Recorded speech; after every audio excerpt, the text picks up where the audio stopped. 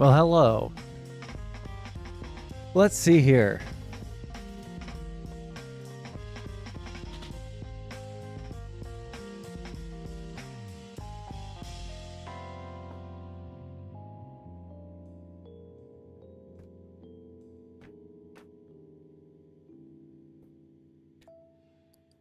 What are we doing today?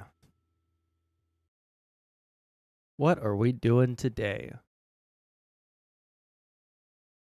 Fuck. They're streaming to Kick and to Shorts and to YouTube is fucking up my entire flow for streaming. Jesus Christ. This shit's hard as fuck to organize my thoughts.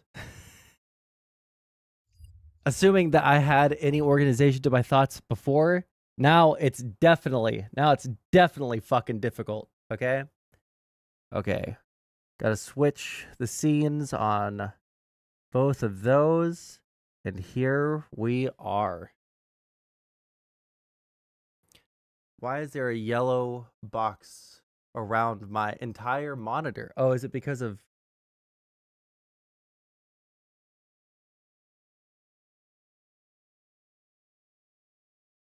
If I were to lock it? Okay, that's why. All right, what is going on in the world today? Anybody have any fucking clue? Did anything interesting happen today? Let's look at top headlines. Oh shit, the truth about Josh Peck and Drake Bell. I want to see that.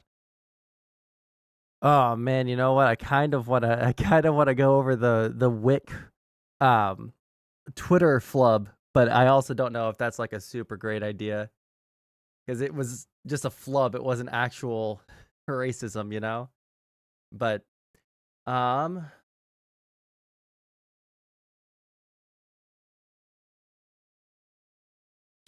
let's see.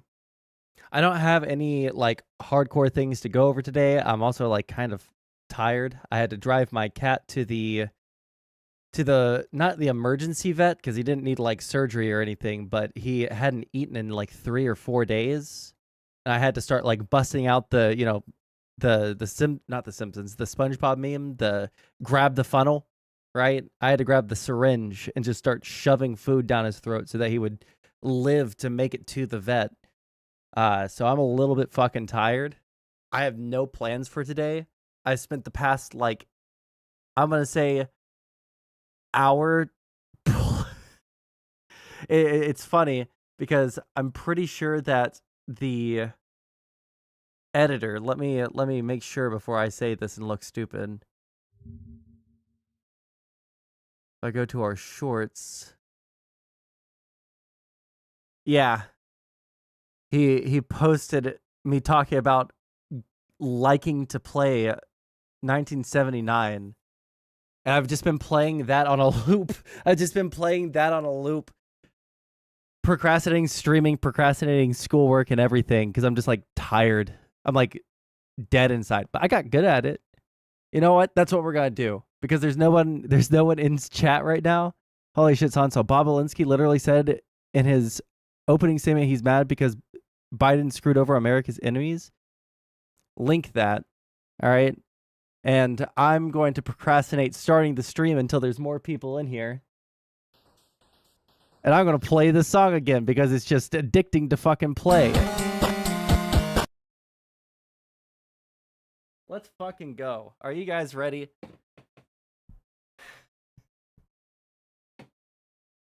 Actually, I don't know how much of a delay there is between the sound getting to my ears. Or like there's possibly a delay, all right? If there's a delay, you have to tell me. Let me see.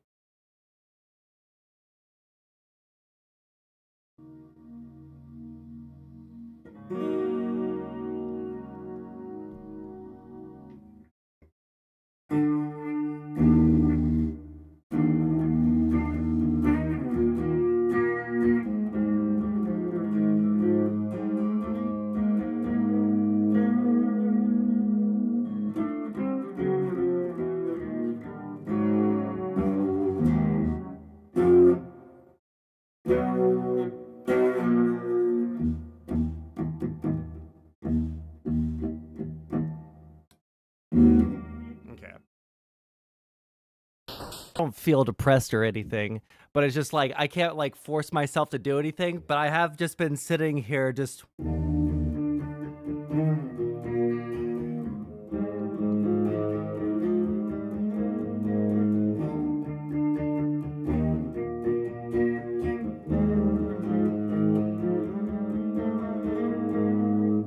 for like the past like 2 hours. I keep on looking at the time. I'm like, I should either stream or like do homework.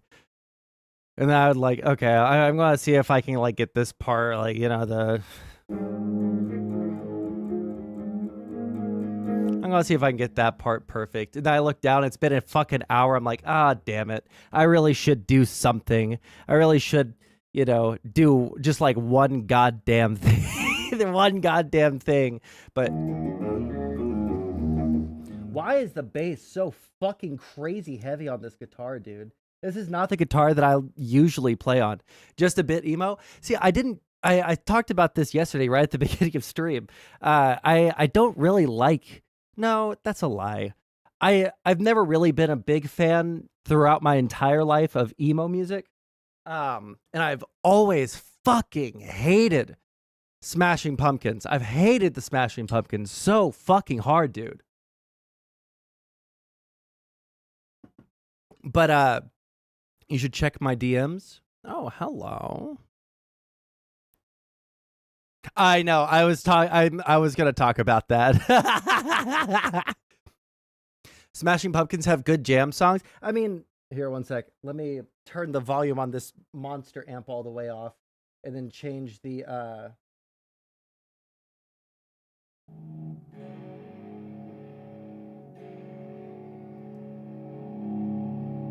They got like the.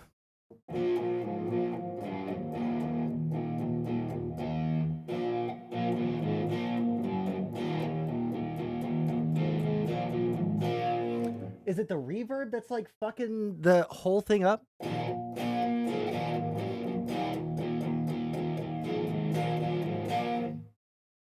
Something super fucky, and I can't tell what it is. This amp I don't use very much because it's very big. Okay, something sounds way better.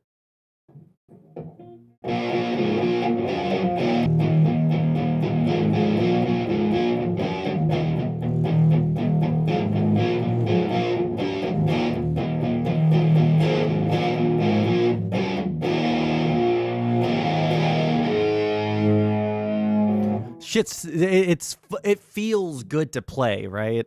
Like, I don't know, but I've never really been a big fan of like, especially most 90s music. I fucking hate 90s music with a fucking passion, with the exception of East Coast gangster rap. Okay, but I'm usually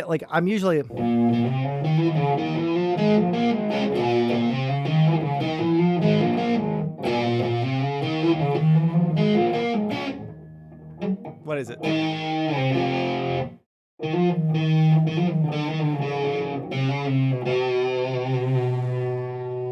Is the bass on the amp just like fucking giga crazy? Is that what it is? Because I can feel my teeth fucking vibrating, dude.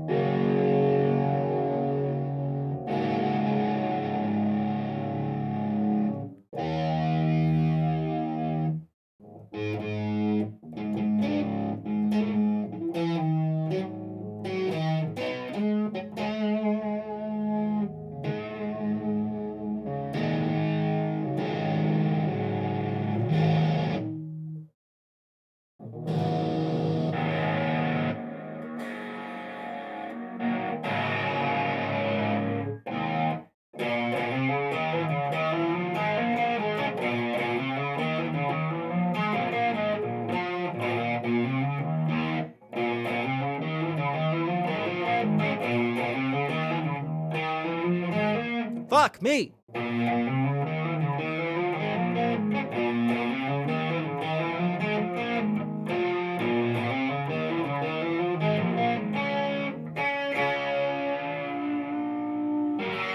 Okay, we're not gonna do like a super long fucking music segment on this because that'll make Tron mad.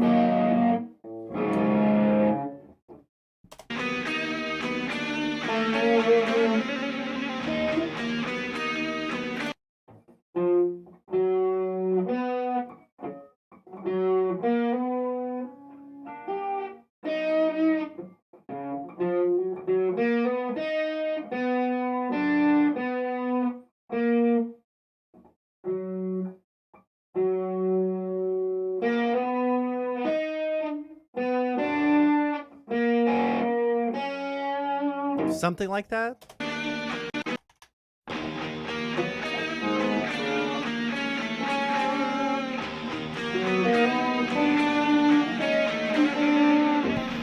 I don't listen to Slayer, okay, bro.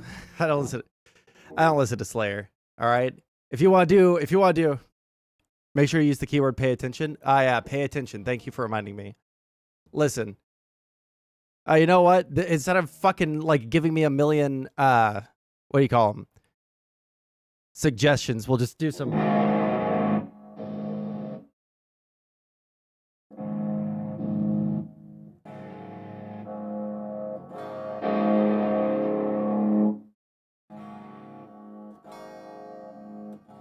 I do not understand the amp settings on this thing. I think that the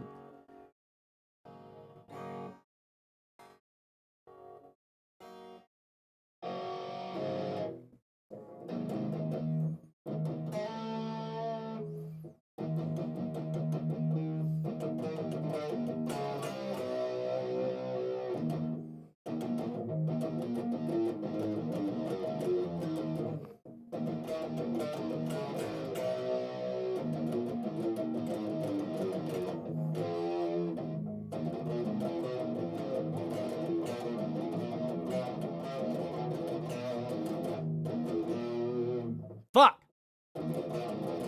Fuck.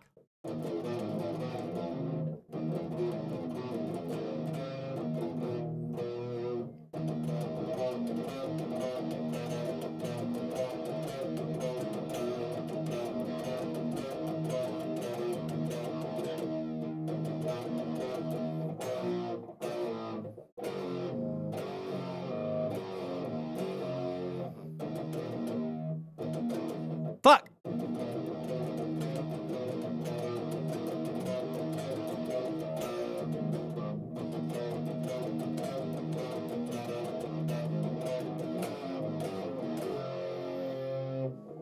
That's about all I got. We'll do like we'll pick a good guitar tone and we'll do some buttery soulful. Actually, let's do some fucking.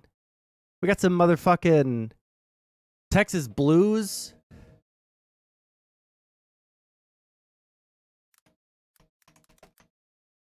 Texas blues guitar backing track. Let's do some fucking Texas blues, bro, in the E. But I'm tuned to E flat.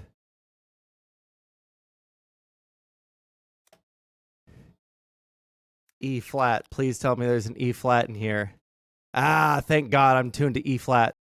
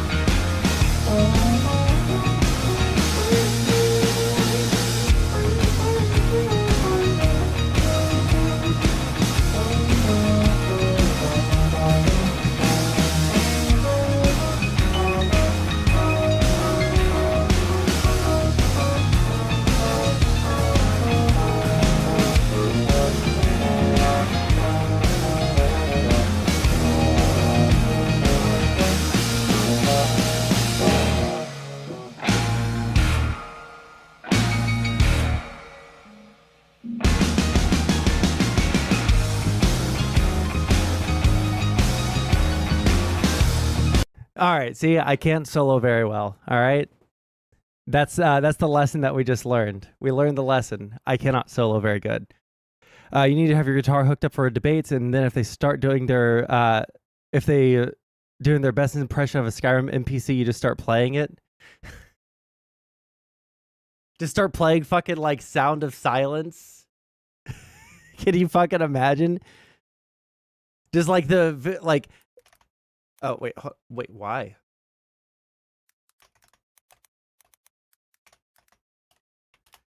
Can you fucking imagine? Like someone's going off, instead of like doing the Destiny piano thing, you just start hearing,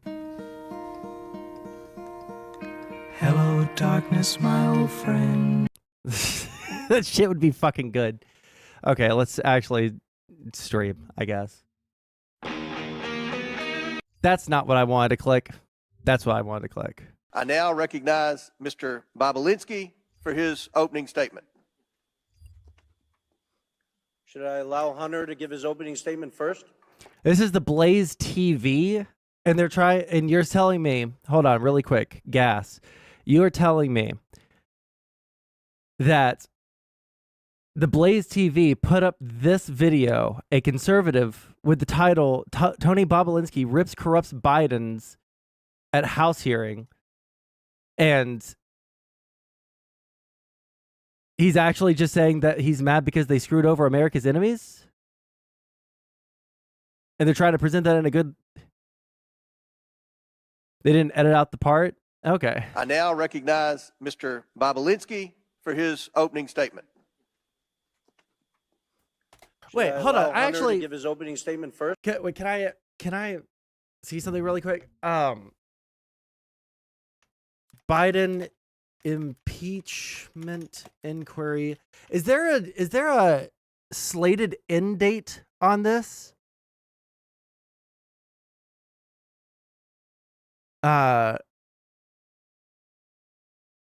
James Comer was named head of the investigations 12 days earlier.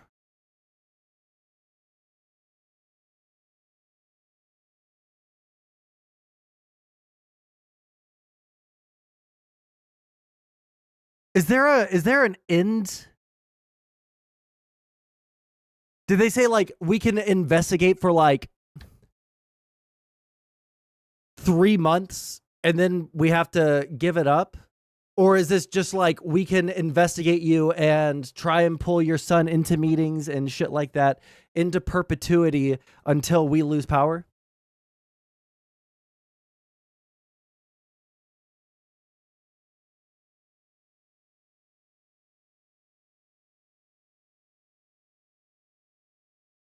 One sec.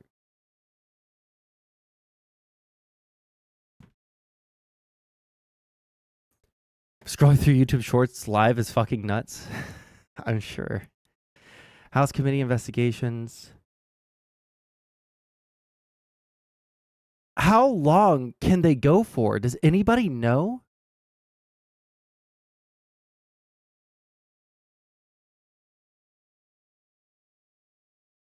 Support for inquiry.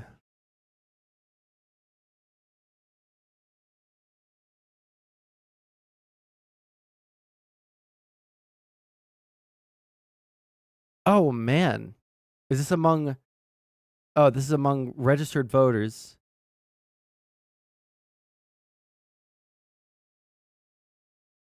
Damn, that's pretty brutal. Okay. We'll watch. First. Doesn't appear Mr. Biden showed up for his public hearing, so we'll recognize you, Mr. Bobulinski. Thank you, Mr. Chairman. Chairman, ranking members, and members of Congress, good morning. Thank you for this opportunity to speak with you and present my truthful testimony to the American people. I sit here today under oath for one reason and one reason only. The American people deserve to hear the truth. Though the truth involving the deep corruption of the Biden family, including the malfeasance of the sitting president of the United States, might be raw and unpleasant, the American people must hear it. You're presented here today with two narratives in this investigation. Well, hold on. It seems like the testimony so far has been truthful because they still haven't come up with any crime that could be indicted. So it does seem like it is truthful. It is truthful. It's just not helpful to them, I guess. A false one being pushed by Joe Biden, a serial liar and fabulous, now under this impeachment investigation for public corruption. His brother, Jim Biden, a 75-year-old man who can't keep his lies straight, including under oath, and his son, Hunter Biden, a chronic drug addict facing 2 indictments with 12 counts. You also have before you the truth, confirmed by multiple Biden family business partners over many years and backed up by mountains of irrefutable evidence, including text messages, emails, documents, recordings. I am the only Biden family business partner with an impeccable military record. I'm grateful that this country has given me the freedom to be successful. I worked hard to become independently wealthy. I've taken several businesses public, sold multiple businesses to some of the world's best private equity firms. In fact, my business success is... Man, you know what? I know that this is like the current hairstyle, right? Like the center parts or like the just off center part of your hair. But man, the only thing that I associate that with is like the rich bully character in every cartoon and every kid's show fucking ever. But now it's just like everyone has it. So now I look at everyone like they're like rich asshole bullies, dude. Pretty sure that there were other Biden family members that served. Yes, there was. He died of cancer. Record. I'm grateful that this country has given me the freedom to be successful. I worked hard to become independently wealthy. I've taken several businesses public, sold multiple businesses to some of the world's best private equity firms. In fact, my business success is why they sought me out. However, what they have done is repugnant to me. I am here today because I'm a patriot and I'm a truth teller. We keep hearing from certain corners that our democracy is at risk and democracy is on the ballot in 24. Yet the same people preaching this mantra know better. They continue to lie directly to the American people without hesitation and remorse. Rep. Dan Goldman and Jamie Raskin, both lawyers, and Mr. Goldman, a former prosecutor with the SDNY from New York, will continue to lie today in this hearing and then go straight to the media to tell more lies. Hunter Biden's defense attorney, Abby Lowell, weaponizes letters to Congress to try to smear my name Mr. Chairman. misstate the cold hard facts Mr. Chairman. in an attempt to save his powerfully connected client and his father. I challenge Mr. Didn't Bo die in Iraq? I thought Bo Biden died of cancer.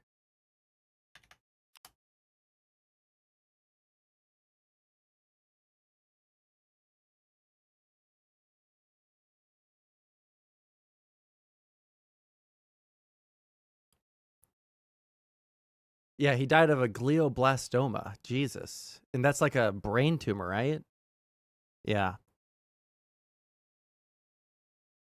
The most aggressive and most common type of cancer that originates in the brain. F. Mr. Lowell to make those claims on national television so he can be held accountable for his lies. Prior to my successful business career, I was an officer and his father. Facts. Congress to try to smear my name Mr. Chairman. misstate the cold hard facts Mr. Chairman. in an attempt to save his powerfully connected client and his father. Is that what Jamie Raskin looks like? I feel like I've certainly seen him in a picture or an interview before, but he just looks like I've never seen this person's face before in my life. To save his powerfully connected client and his father. I challenge Mr. Lowell to make those claims on national television so he can be held accountable for his lies. Prior to my successful business career, I was an officer in the United States Navy. At Navy's Elite Naval Nuclear Power Training Command, I later served as the command's chief technology officer. Proceed. I apologize for the disruption from the... Okay. Am I supposed to say it's my time, Mr. Raskin? Yeah. But please, Mr. Bobulinski, please come to order. Mr. Bobulinski, please proceed. Okay. Please proceed. I apologize for the disruption from the minority. Okay. Well, Mr. Chairman, it save his time, but he called members of this committee liars, and I just want to know whether the order and decorum requirements of House Rule 11 apply to witnesses appearing before the committee. Does it apply or does it not?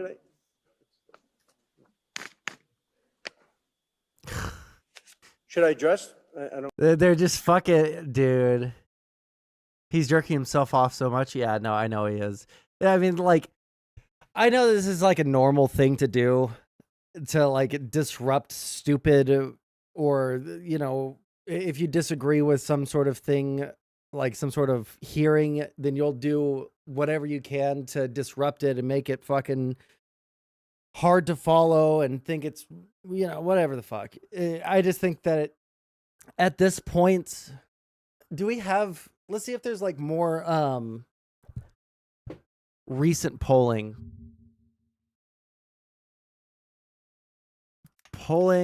impeachment inquiry.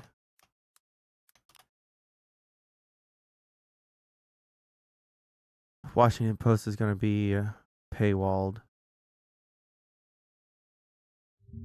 Let's open up 3 and just see what they have. 47% in new poll opposed to Biden impeachment inquiry. Only 40% support it and 13% are unsure.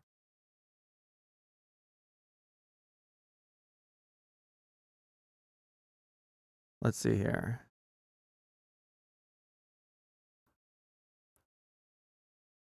Oh, this was January 8th. I want to see like recent. Oh, this was January as well. Fuck.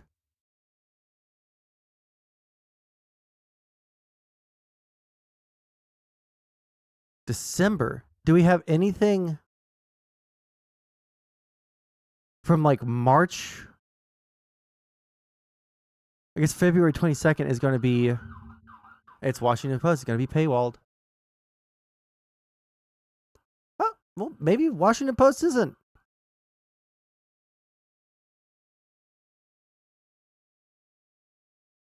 Like it's important evidence.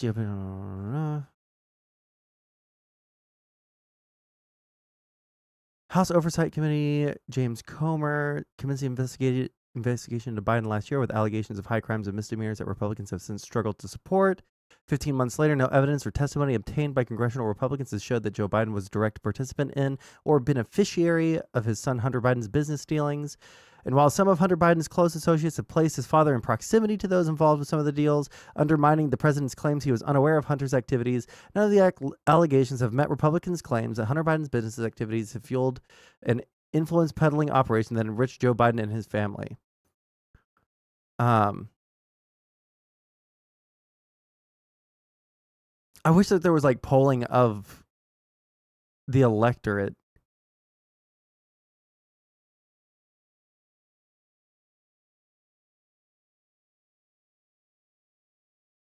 Damn. 3 stats to show the failure of the GOP's Biden impeachment push. The interest just isn't there. Pew Research Center poll last month showed that just 16% of Americans were following the inquiry at least very closely. A clear majority were following it not too closely or not at all.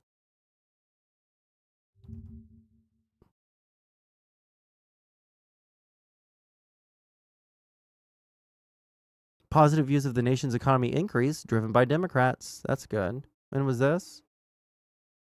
January 25th.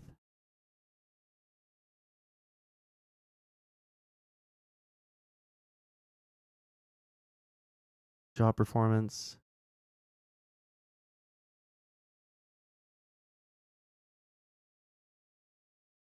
Democrats are more likely than Republicans to support efforts aimed at forging partisan compromises.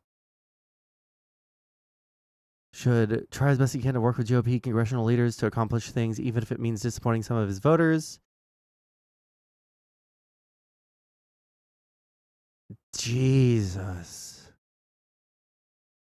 Democrat voters want the Democrat lawmakers to come to consensus, even if it means disappointing some Democrats.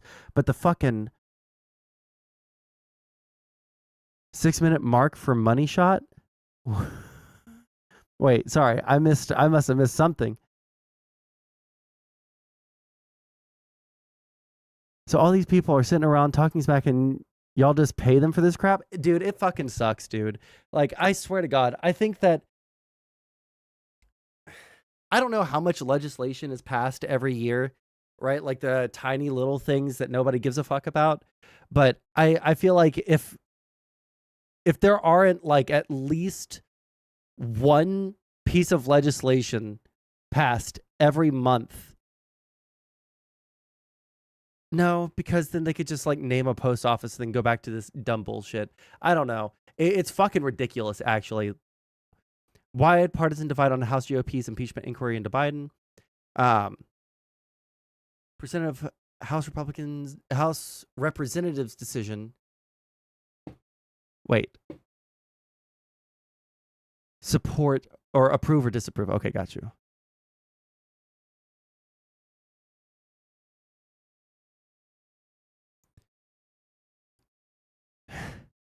Percent who think Joe Biden has blank done things that are grounds for impeachment. Definitely not.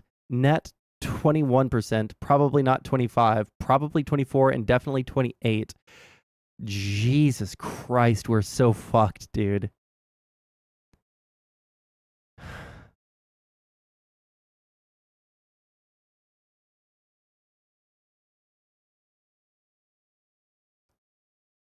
Grounds for impeachment aren't there. Far fewer support Biden's removal than supported Trump's. Reuters Ipsos poll last month showed just 21% overall. Just 43% of Republicans said they strongly agreed Biden should be removed from office for benefiting from his son Hunter Biden's foreign business dealings when he served as vice president. But did he? I thought that they didn't have any evidence that he did. Okay, anyways. Well, we'll just listen to this. We'll skip past the interruption. That's right. We'll make sure. Great. I just want to restate, make sure the American people hear all these facts. Abby Lowell weaponizes letters to Congress to try to smear my name and misstate the cold hard facts in an attempt to save his powerfully connected client and his father. I challenge Mr. Lowell to make those claims on national television so he can be held accountable for his lies. Prior to my successful business career, I was an officer for over 6 years in the United States Navy's elite naval nuclear. What's so funny is he's like saying, like, I want these people to come and testify under oath, say it on national television. Like,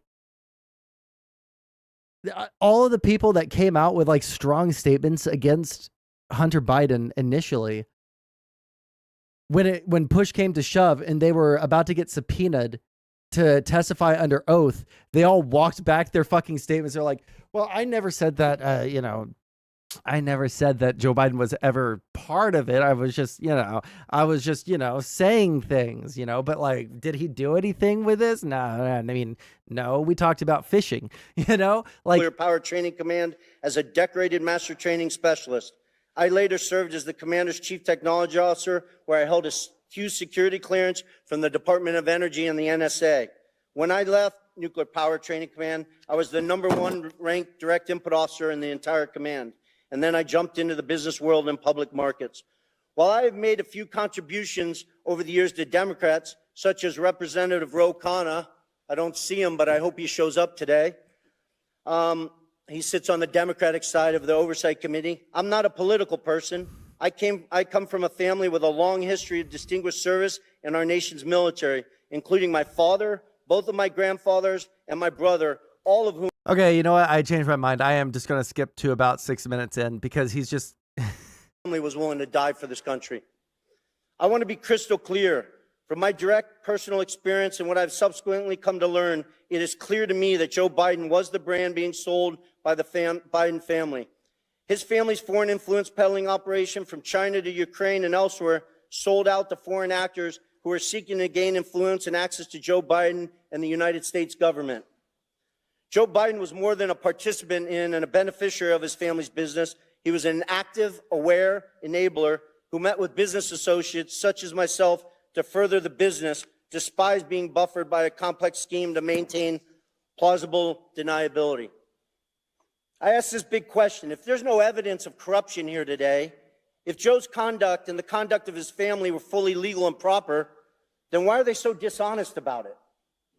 Not just slight misrepresentations of fact, but deep untruths about the entire corrupt enterprise. Hunter Biden gave his transcribed interview on February 28th and lied throughout his testimony. Here's just one egregious example of Hunter's perjury. Oh, did he say that? Sorry.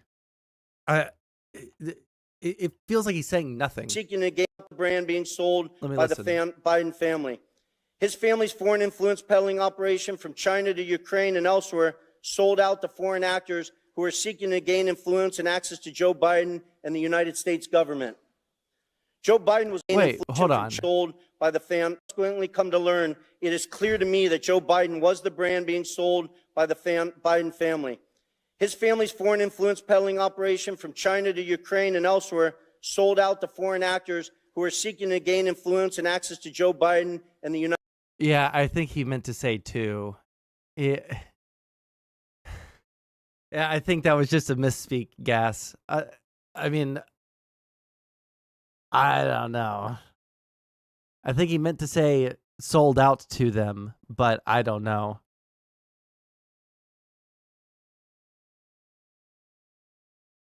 There was something. Did I open it up? Okay, I wanted to see what this was. I see IRI's talking about it too. We're also following some other developments, this time out of New York, where the Attorney General's office is now making moves suggesting that the state at this point may start to try to seize some of the former.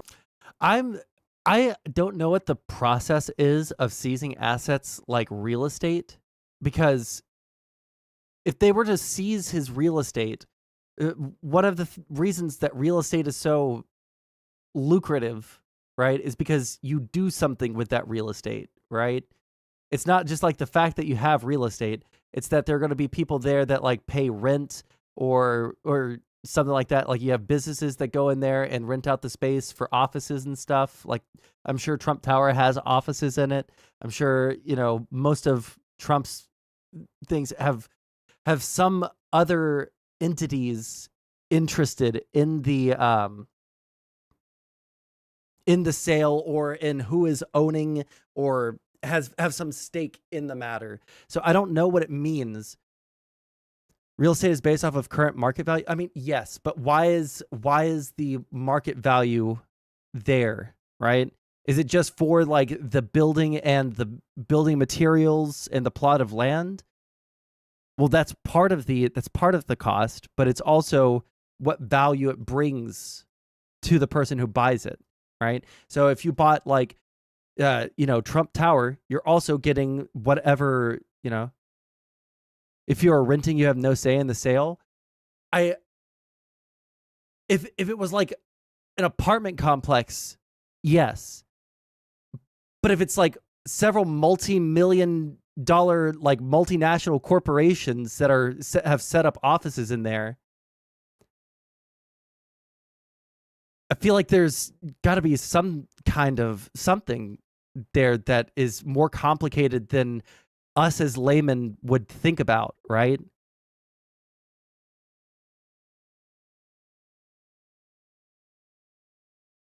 Or am I just like overthinking it? I just automatically assume like when things get scaled up, it's going to be out of my wheelhouse. So it's the same deal. Okay, maybe. I just assume like I understand that if you're in an apartment complex and the building changes management, you don't have a right to that building. And if they want to, no, actually, if they buy an apartment complex, you do still have tenants' rights. Oh, the buyer has to honor the lease, and that's it. I gotcha. Okay. You're right. We're also following some other. As you can tell, I've never purchased real estate before. I'm poor. All right. Listen.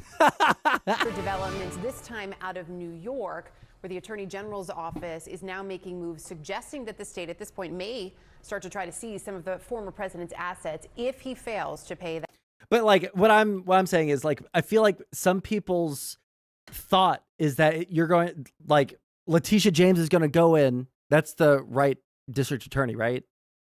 The New York Attorney General goes in with the fucking sheriff's office and like chains the doors and says, "Hey, sorry, government seizure." Yeah.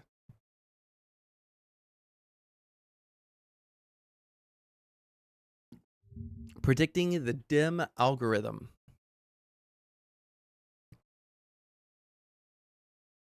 All the dim mouthpieces need to start talking about Trump having Mar-a-Lago seized. That's all for today. Well, hold on. Mar-a-Lago's in Florida.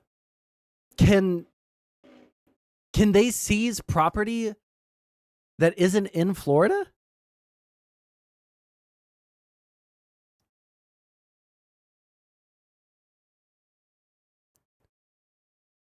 Or would Mar-a-Lago be off limits? Ugh. I think that if they took Mar-a-Lago or Trump Tower or both of those, bro, I think Trump would actually have a meltdown. Like if they seized Trump Tower, I think that he would lose his fucking mind. I think that he would actually just start calling for people to do violence. You know, I feel like he would have absolutely total break from reality, do whatever I can to fight back, you know? Was James looking to take Mar-a-Lago? Oh, Donald. Link it to me. You're broke and busted. A fraud. A con.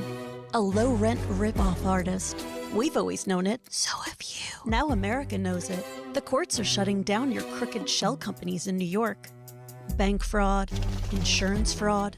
You know those are crimes, right, Donald? They're dissolving Right, the whole Don? Trump Organization scam right from under you. Bro.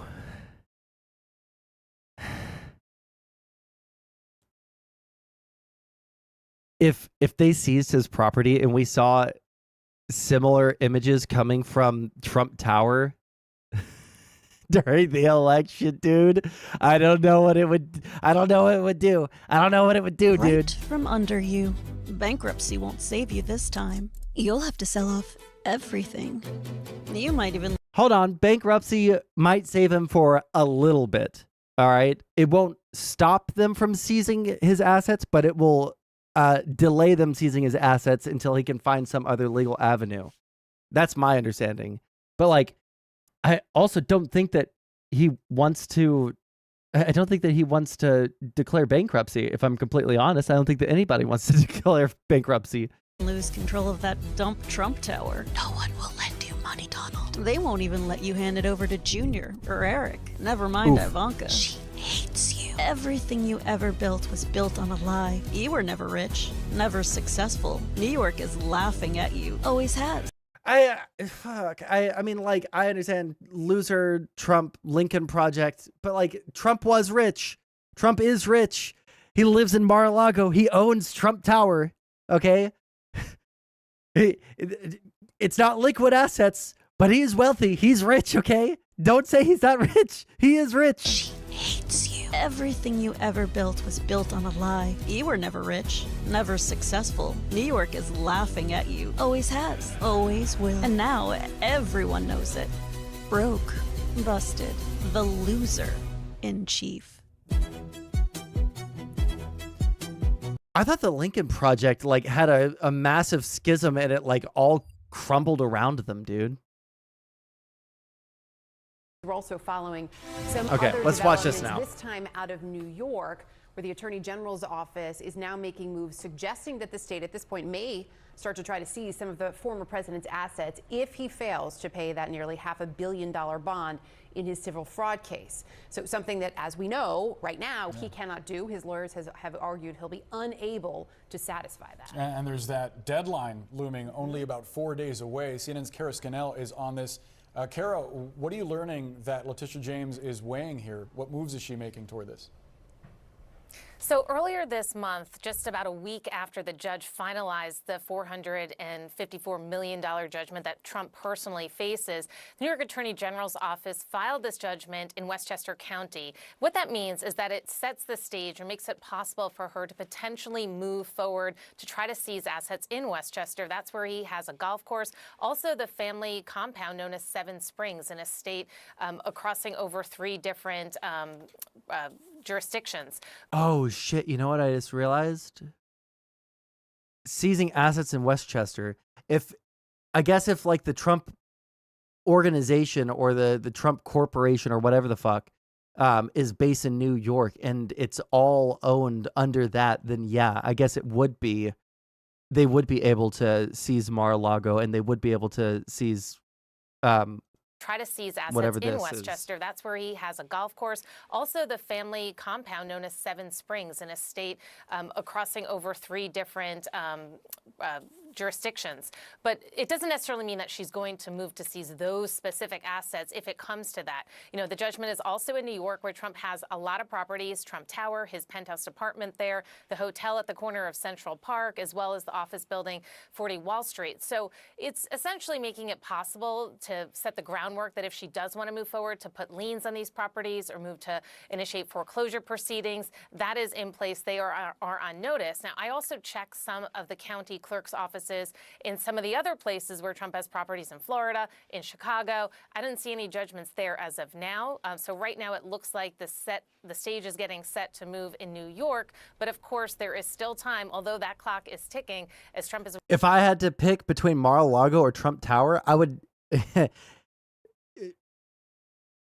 Am I maximizing for trying to take assets to pay the bond, or am I maximizing to fuck with Trump? Because if I'm seethe maxing, I'm taking Trump Tower, baby.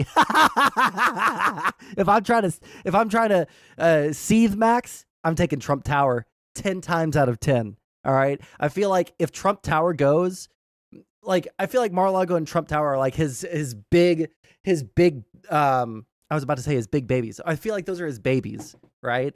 But I feel like Trump Tower is the property for him. I feel like that is his personality summed up. It has a golden fucking escalator, golden floors and shit. His penthouse suite or condo or whatever the fuck, triplex. It's it's gold and marble and just gaudy, which is Trump's entire personality, just in like architecture form. Dude, take Trump Tower and turn it into like an immigrant encampment, or into like a pro-immigrant like lobbying firm headquarters. He gets to help choose what to forfeit. I think that he gets to help choose what to forfeit if he's cooperating, but he's not cooperating. He's trying to haggle. Turn it into the new attorney general and FBI office in New York. Dude, it would be so fucking funny. It would be so funny. Waiting to see. I mean, I know conservatives would lose their fucking minds too. Trump would lose his mind. But it honestly would be the funniest fucking meme, objectively, from any point of view, right?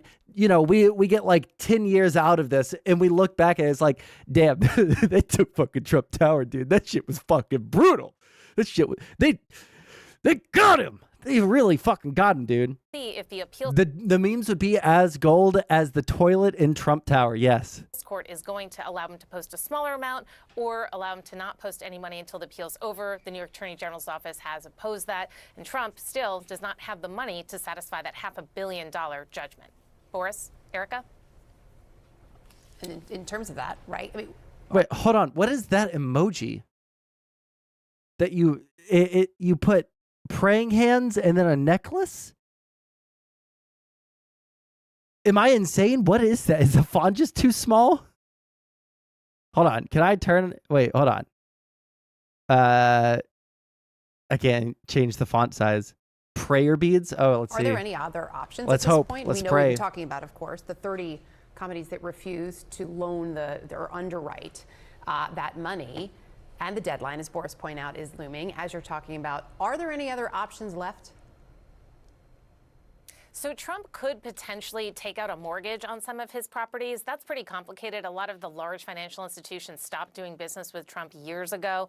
You know, also some properties, you know, there are questions about what their value is. That was the issue in this whole case, that the judge found that Trump inflated the value. So companies generally would want to do their own homework before deciding whether to issue a mortgage on a property. And also mortgage interest rates are high right now. That makes the cost of doing that pretty expensive. And we've seen Trump publicly state that, you know, this is an expensive expensive process for him. That is one option.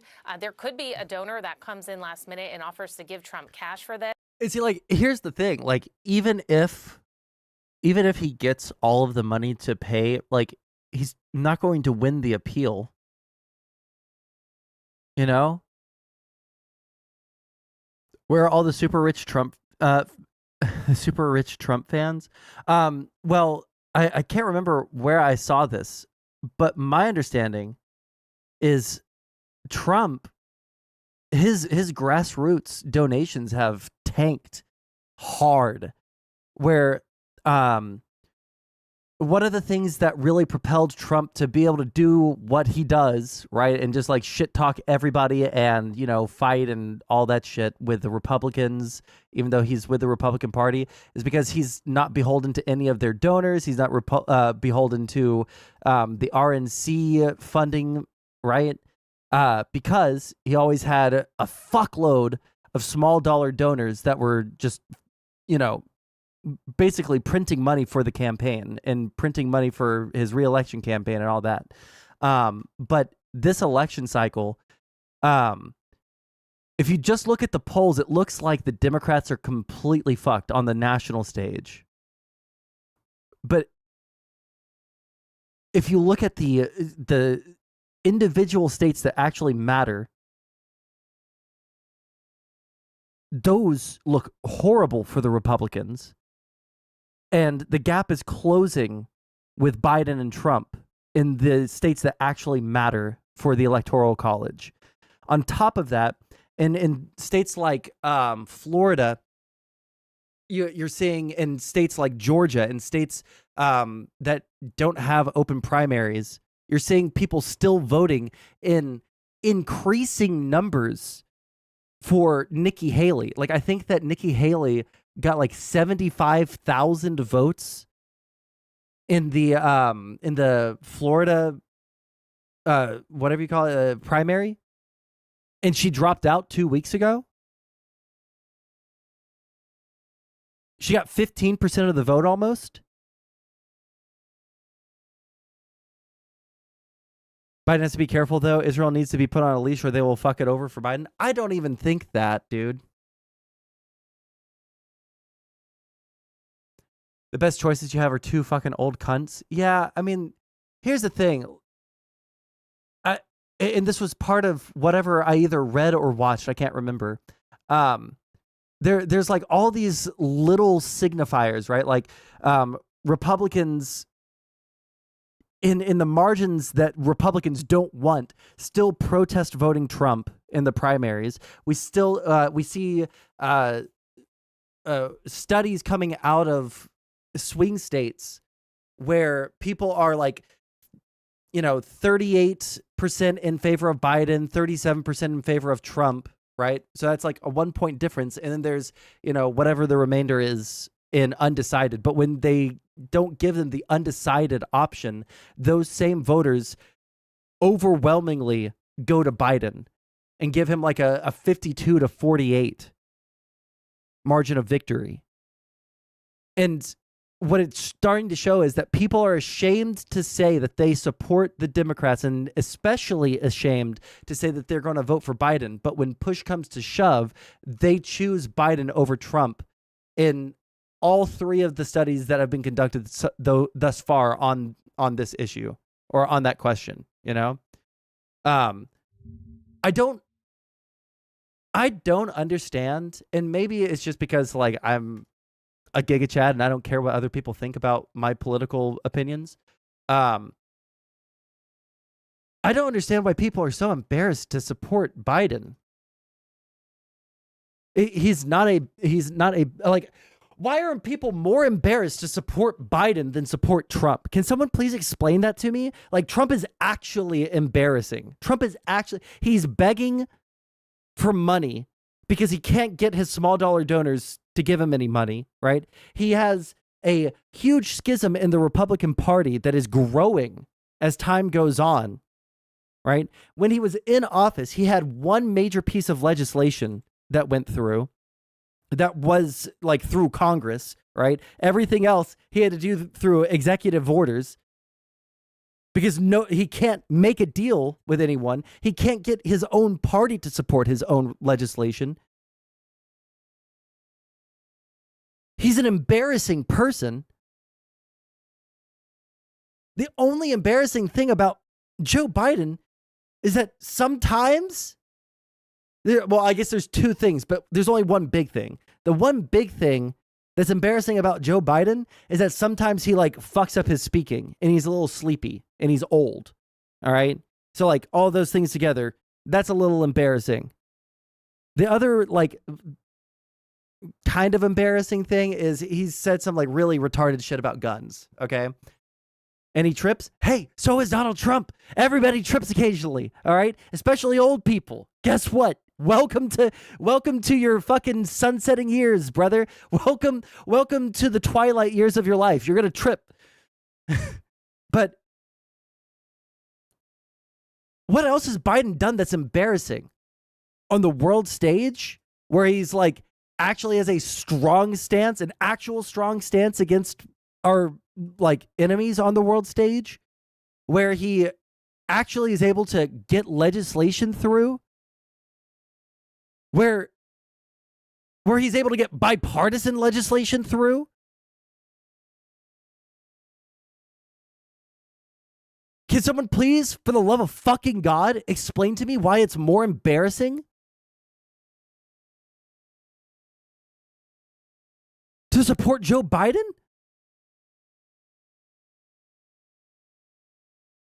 I support Joe Biden. I'm proud. Okay, I'm not even like a paid DNC shill. All right, I'm not funded by Progressive Victory. I genuinely think that Biden is the best president of my lifetime.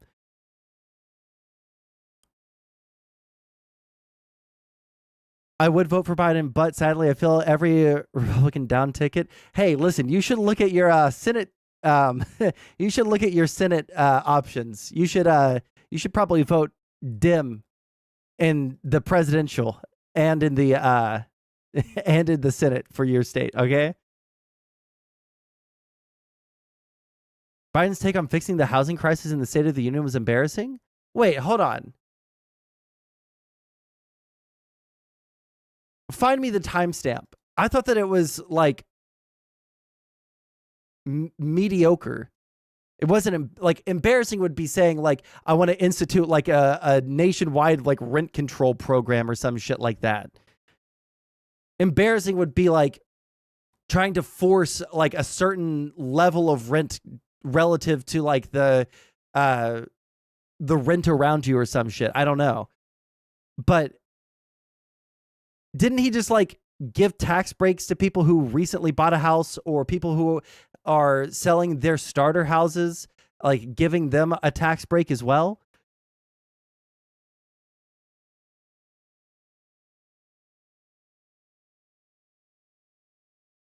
Pay an extra tax if you keep properties empty for X amount of time. I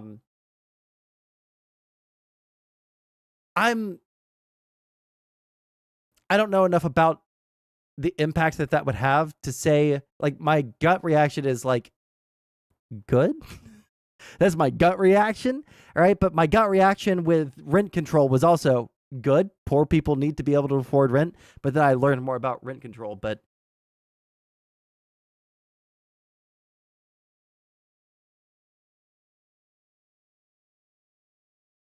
the cost of housing went up in line with the tax break? With which one? With under the extra tax on properties empty, or?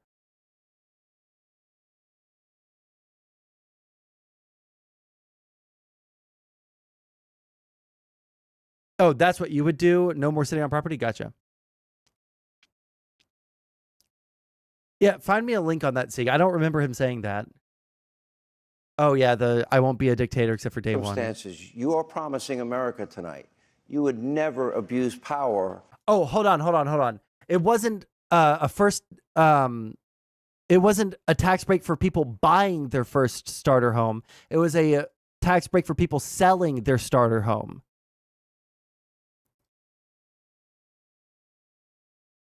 So that it would open up more housing for people to buy. Yeah. So I don't know what the effect on the market that will have necessarily, because I'm not a fucking economist, okay? But it's a little different than what you're saying.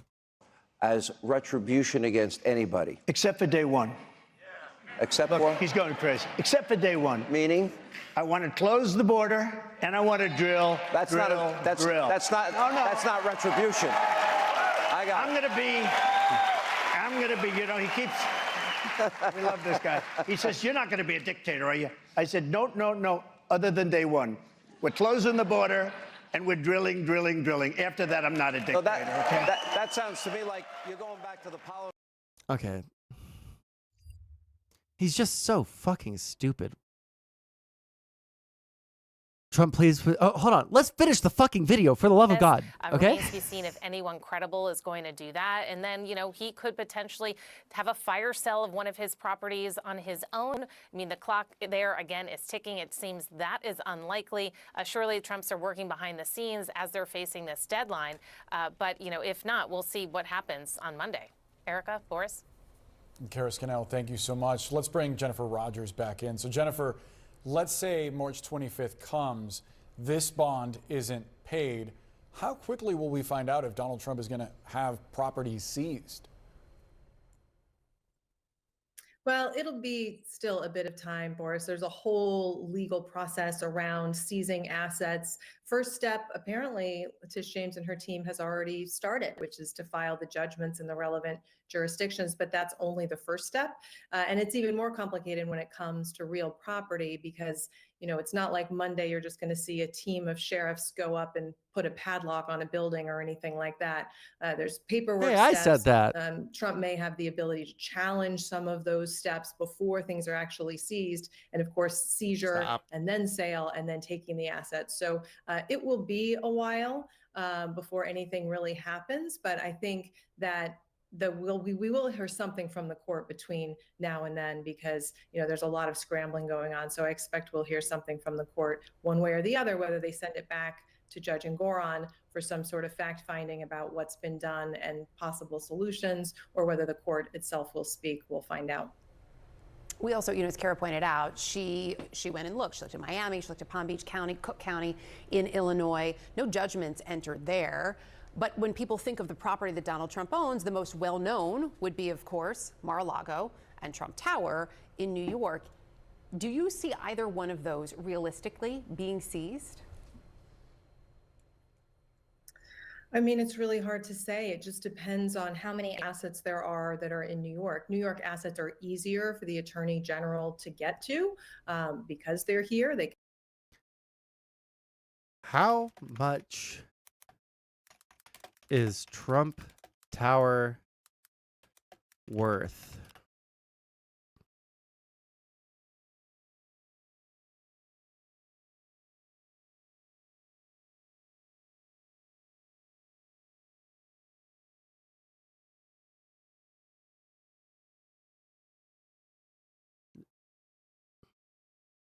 $300 million. Hey, with that one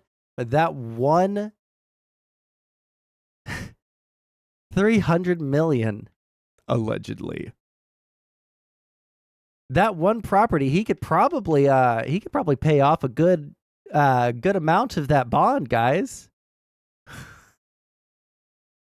Can file more easily. So I think they would probably start there. And remember, it's not just real estate, even though Trump doesn't have enough in cash or cash-like assets like securities to cover the entire bill, he has some. So you would want to probably start with those liquid assets anyway. And then for the real estate that does exist, some of that value is already encumbered in other places as he's taken loans out based on the collateral of those real estate properties. So it's not as if you have the whole value of a Mar-a-Lago, for example, even if you knew what that value was, which of course is part of the whole reason that we're here in the first place, is that those values were exaggerated. So, you know, it depends, but we'll see what they do.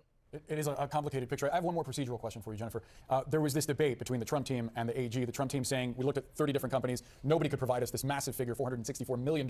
Letitia James argued back, essentially saying, well, maybe they can't give you all of that, but you can go to these companies and separately they can give you small chunks that then add up to that number. Is that a realistic argument from the AG? Could Trump pursue that? Sure. And, you know, in fact, the one thing that Team Trump did say is, why don't you make it just $100 million loan, $1 million bond, and then that we can do. So then the question becomes, well, then why don't you just do 2 of those or 3 of those or 4 of those or however many you can get?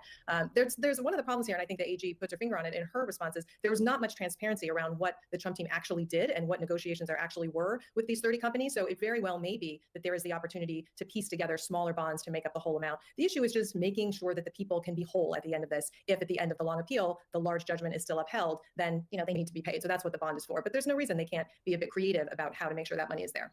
And one scenario, as you mentioned, we wind up seeing a fact-finding mission to figure out just how extensive the Trump team's research was in trying to get this bond. Jennifer Rogers, appreciate the time. Thanks so much. Trump is fundraising, sending a text to supporters yesterday reading, "Keep your filthy hands off Trump Tower." So what he is doing, and I just want to be clear, he's not asking his supporters to pay his bond. He's asking his supporters to give money to his campaign, which also contributes to legal fees. Exactly, and you can double dip in a sense because, I mean, there's a limit for contributing to a political campaign. There's not the same limit for a legal defense fund. And if I may, he's also, I mean, this is what he does. And right. Everybody in politics does this now. He's trying to rile up his potential donors to get angry to send money. And one thing that is clear that we've seen really for now more than a year is whenever he is in legal trouble, it has helped him politically. Yes. So imagine the scenario. I heard one of our legal experts saying on our air this morning that the visual of Trump Tower being padlocked or something, and them seizing property. Imagine how that would help the former president politically. Imagine how those images. I don't know if it would or if it wouldn't. I'm not actually sure. Okay, we get it. Now we're in the analysis. Homebuyers a $10,000 tax credit. Here's who would qualify. Okay, well, maybe he did say something that was stupid.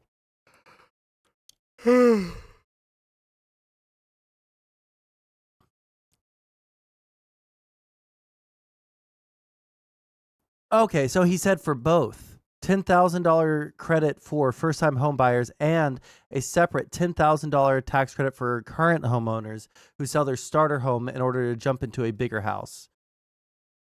That could help melt go away, go away, in which homeowners who locked in low mortgage rates during the pandemic are hesitant to move away because they now face significantly higher mortgage rates. The problem is, at the federal level, there's not really... Drone banned you from the Discord today? Why? What did you say?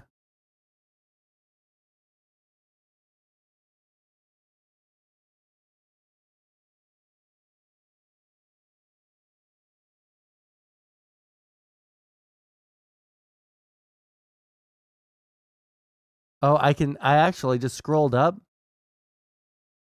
I can see him talking to himself.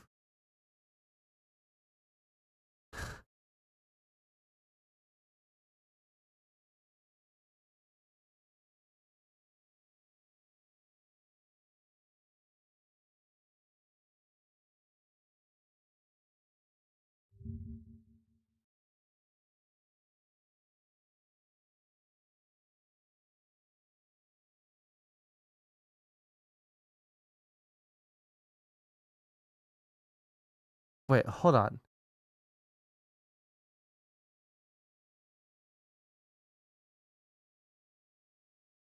Super curious.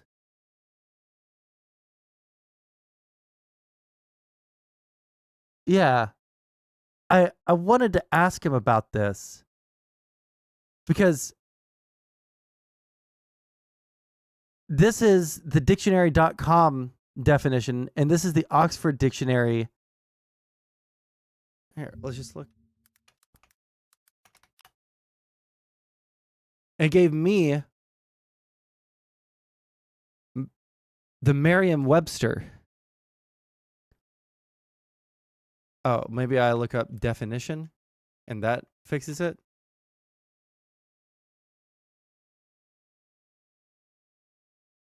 So he doesn't like the Oxford definition. I don't know what he thinks he's... Google removed the economic definition of bloodbath?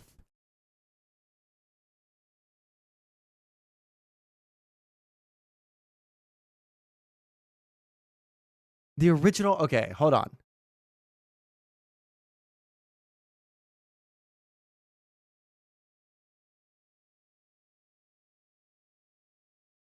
Let's go to dictionary.com.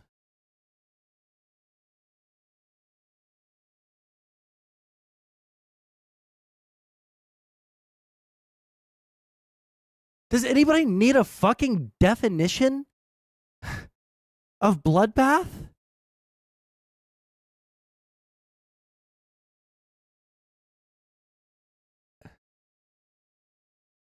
Hold on. I'm apologies for people that are new here. I just want to read this. I don't want to like stream someone else's Discord on screen because that feels rude, but he's if some other random website does have it, that doesn't change the fact Google changed their front-facing definition.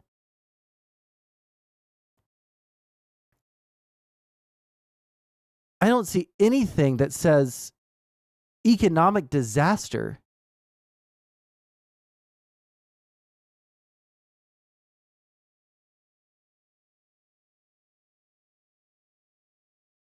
For context, everybody, just for context, the bloodbath conversation around Trump's statement about an economic bloodbath with the auto industry, et cetera, this drone tech guy put bloodbath definition into the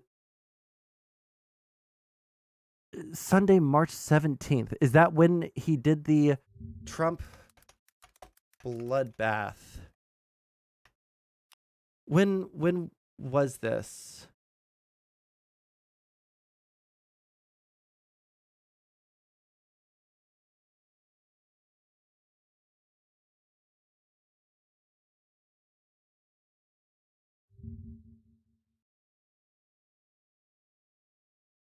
Okay, no. Okay, hold on. I'm just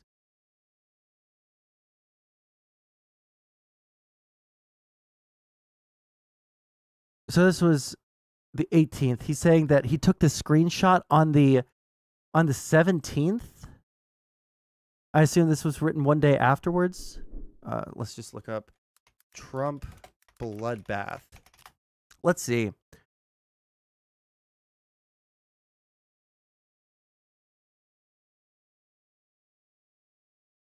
Post on March 18th.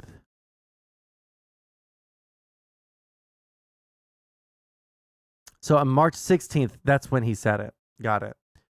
And he's saying the next day he looked up the definition of bloodbath.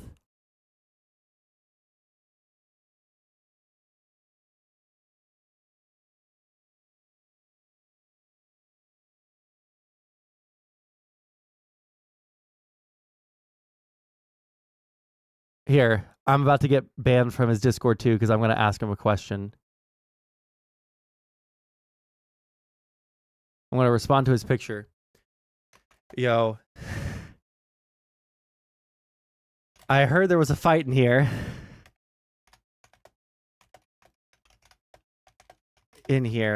I'm trying to look into this. But where are you seeing a definition that says a bloodbath is an economic disaster?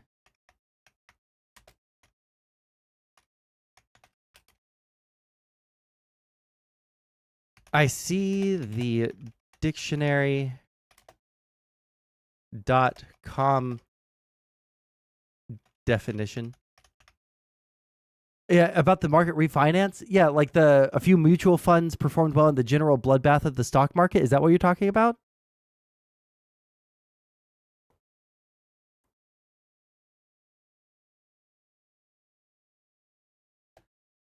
But not seeing where you see anything specifically about economic disaster.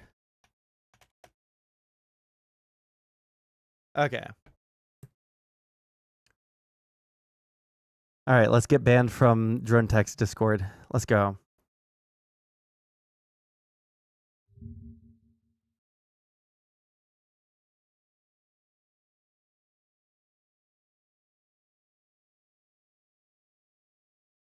Google just quietly changes. Okay.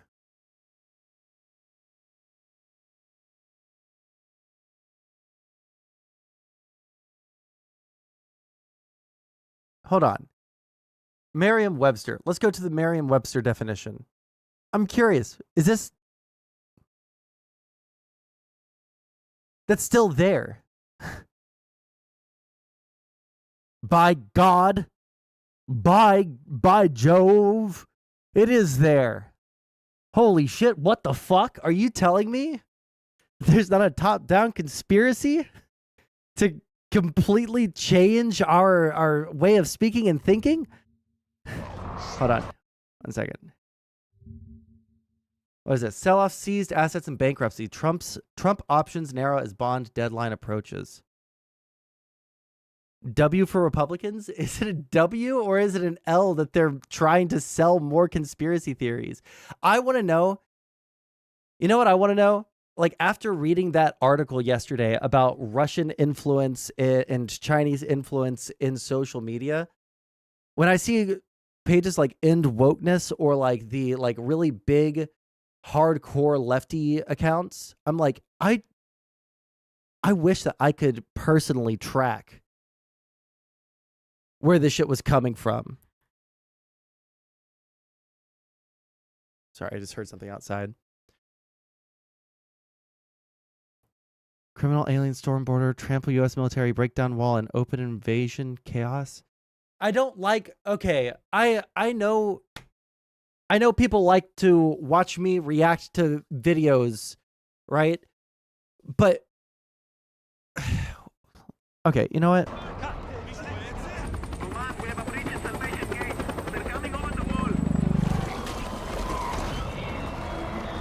Do those definition results come from Oxford site? I mean, it looks like this one's Oxford. Let's see more.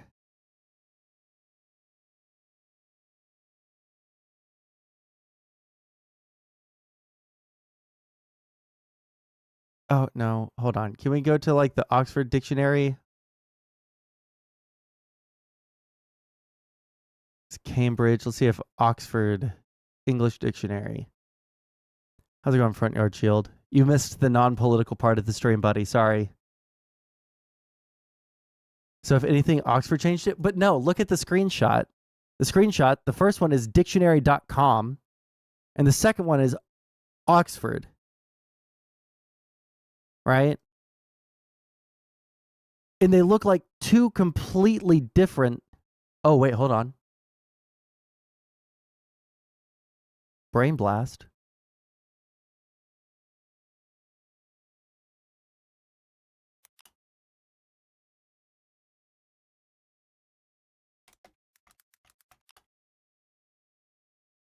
Bloodbath meaning. Definition. They all have this. They have the... Bloodbath. Why is it a child? What the fuck? I was not expecting that fucking voice. What the fuck, dude? That's weird as fuck, dude. Okay, what's that?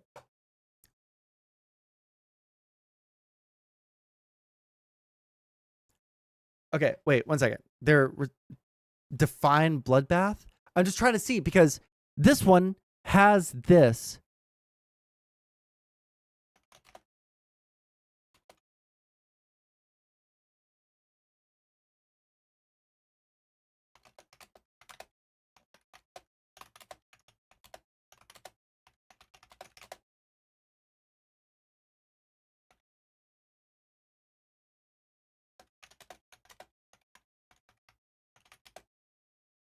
I think this is doctored. How do you get this?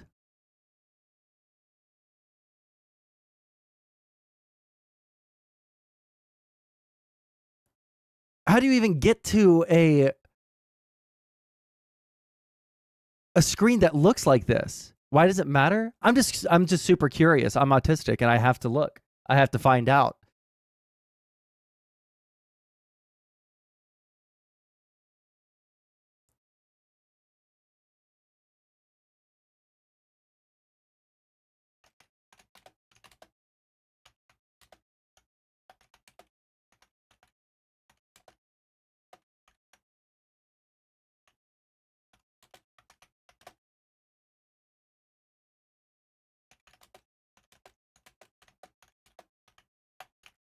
One sec.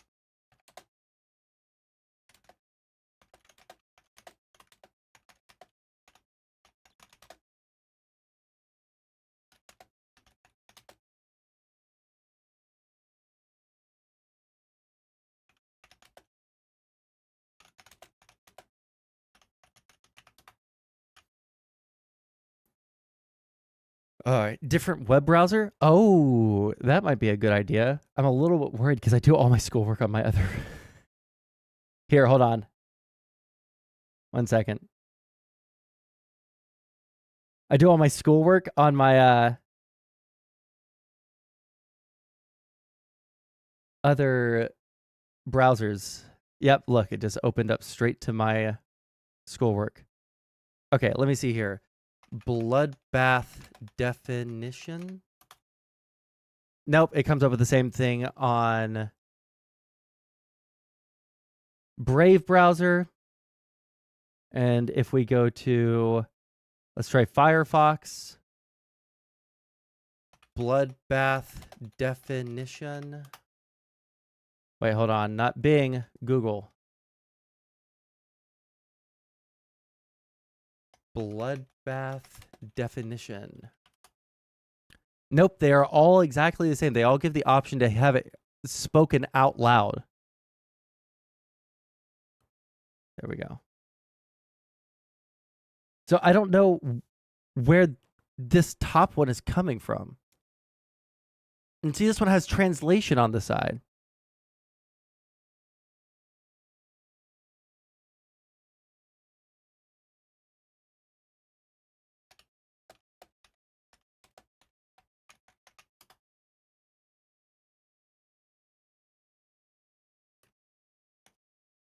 Webster still has the definition.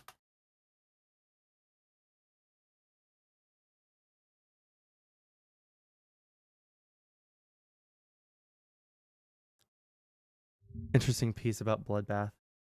Trumpian word straight out of Larry Flint's playbook. I don't know who Larry Flint is.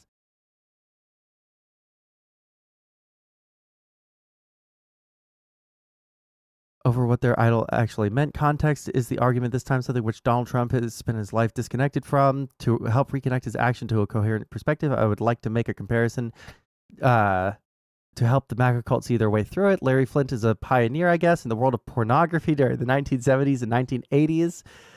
Okay. It's a provocative word. Okay, well... Holy shit, is that Trump's ass? Bro, it's wide, okay? He got dumpster on him.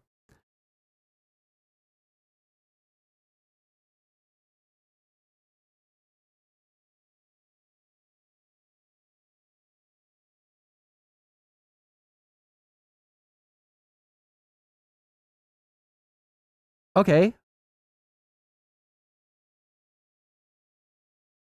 Wait, is this replay? Did you just wait, replay. Is this you that just DM'd me?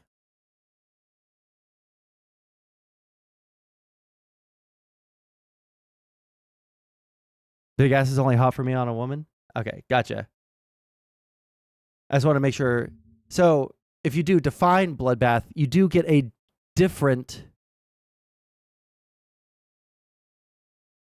Here, what's that? I want to post this in...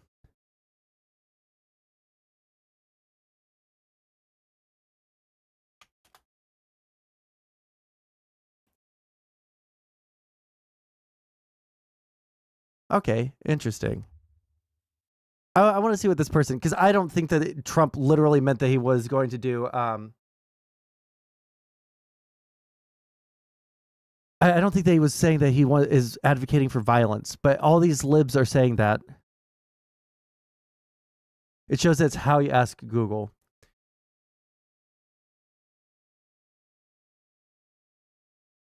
Let's see what they say about that.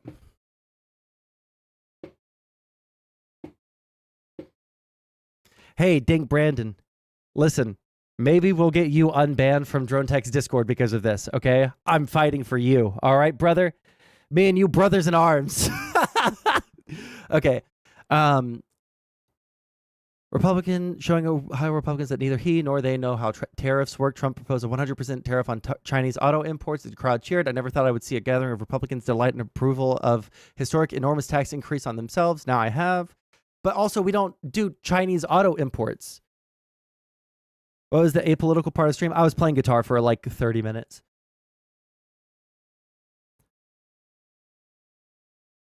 One second. That's going to be the least of it. It's going to be a bloodbath for our country. The boisterous adoration of the former president continued. Several national blah, blah, blah, blah, blah. His choice of words meaning arguing over what he meant. Historic First Amendment fight. In 1983, Hustler published a parody ad for Campari in which infamous Christian right-winger Jerry Falwell recounted a sexual encounter he had with his mother. The ad brought publicity and ad revenue, but it became a more important battle for the constitutional freedom of speech and press. It was provocative speech. Many Americans also thought it was dangerous. No matter the context, I can't think of what the societal value of the Falwell ad was in 1983 or the value of Trump's bloodbath speech on Saturday. The personal value of the offensive commentary is identical. Provocativeness. I mean, yeah, congratulations. Congratulations. You've stumbled onto Trump's secret tactics. He's trying to be provocative? What? Oh, this changes everything, dude. This changes everything. Yeah, no, I agree, Front Yard Shield. Like I've said from the beginning, since I heard that while I was on vacation, when someone pointed it out to me, I was like, no, it doesn't seem like he's advocating for violence. Okay, it seems like everything's chill.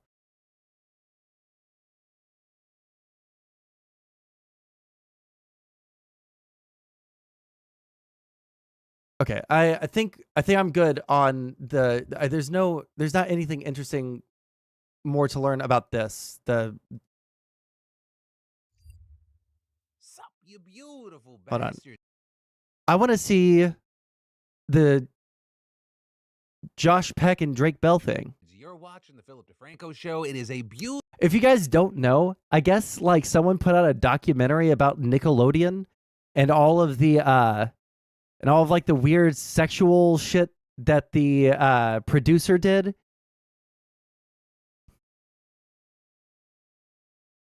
Yeah. We all use bloodbath colloquially, just like we say slaughter, just like we mean, it's a battle. We've got to fight. Yeah, we all understand. There's different connotations and different usages of words. But yeah, I guess like the Nickelodeon like head producer or whatever, he like constantly had the girls showing their feet and doing weird shit with their feet and doing sexual shit that was like fetish shit, but it was through the guise of children media.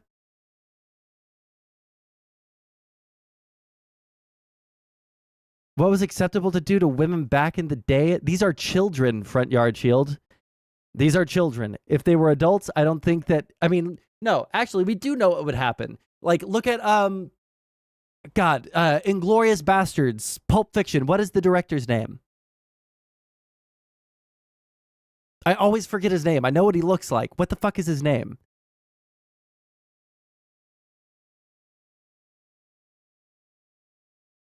Quentin Tarantino, thank you. Quentin Tarantino has a foot fetish. He inserts himself and does cameos in a lot of his movies where women put their feet on him or do sexual shit with their feet. I think like Salma Hayek or someone like that, like pour tequila down her, like from her gooch all the way down her leg, her toes into his mouth in one of his movies, right?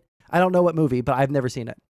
I've heard about this. Right? But he has a foot fetish and everyone laughs about it and they move on. But it's not acceptable at any point to have children doing fetish shit on your TV show. There's never been a point in time where you had children doing like weird fetish videos on side channels, you know? Dusk to Dawn, I would guess. Yeah, I have no idea. I've never even heard of that movie. I've seen one Quentin Tarantino movie, I think. No, I've seen two. I think I saw Inglorious Bastards, but I was not paying attention to it, I don't think. And I think I've also seen, oh, wait, hold on. Got to answer the phone. Hello?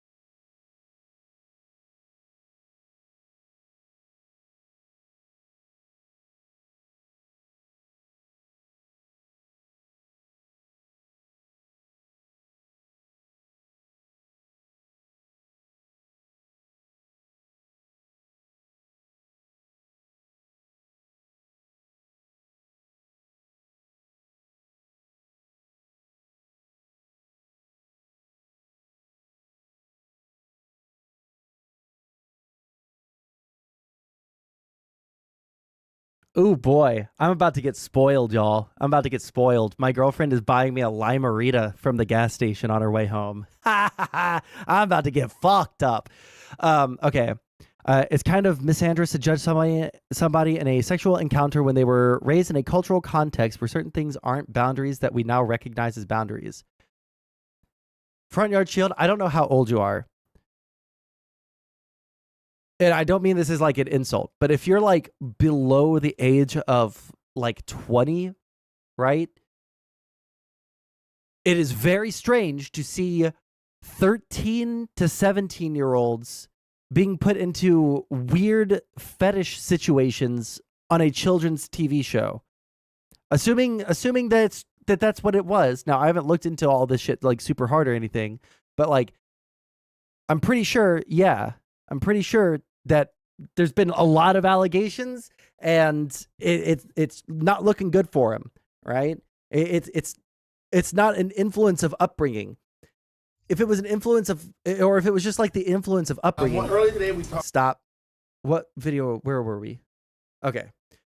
if it was just about upbringing, then I feel like we would expect to see, I don't know, a lot more children's shows with, children doing these sorts of things, but it seems to only be on Nickelodeon, right?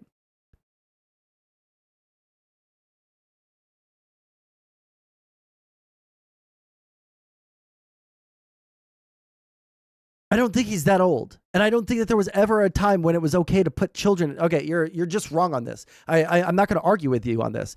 I'm not going to argue with you on this. You are literally just fucking wrong. I can't even find shit on Bloodbath being changed. Yeah, because I think it's just a right-wing conspiracy, because they're trying to say that the corpos are controlling us. Beautiful, actually. 1 second.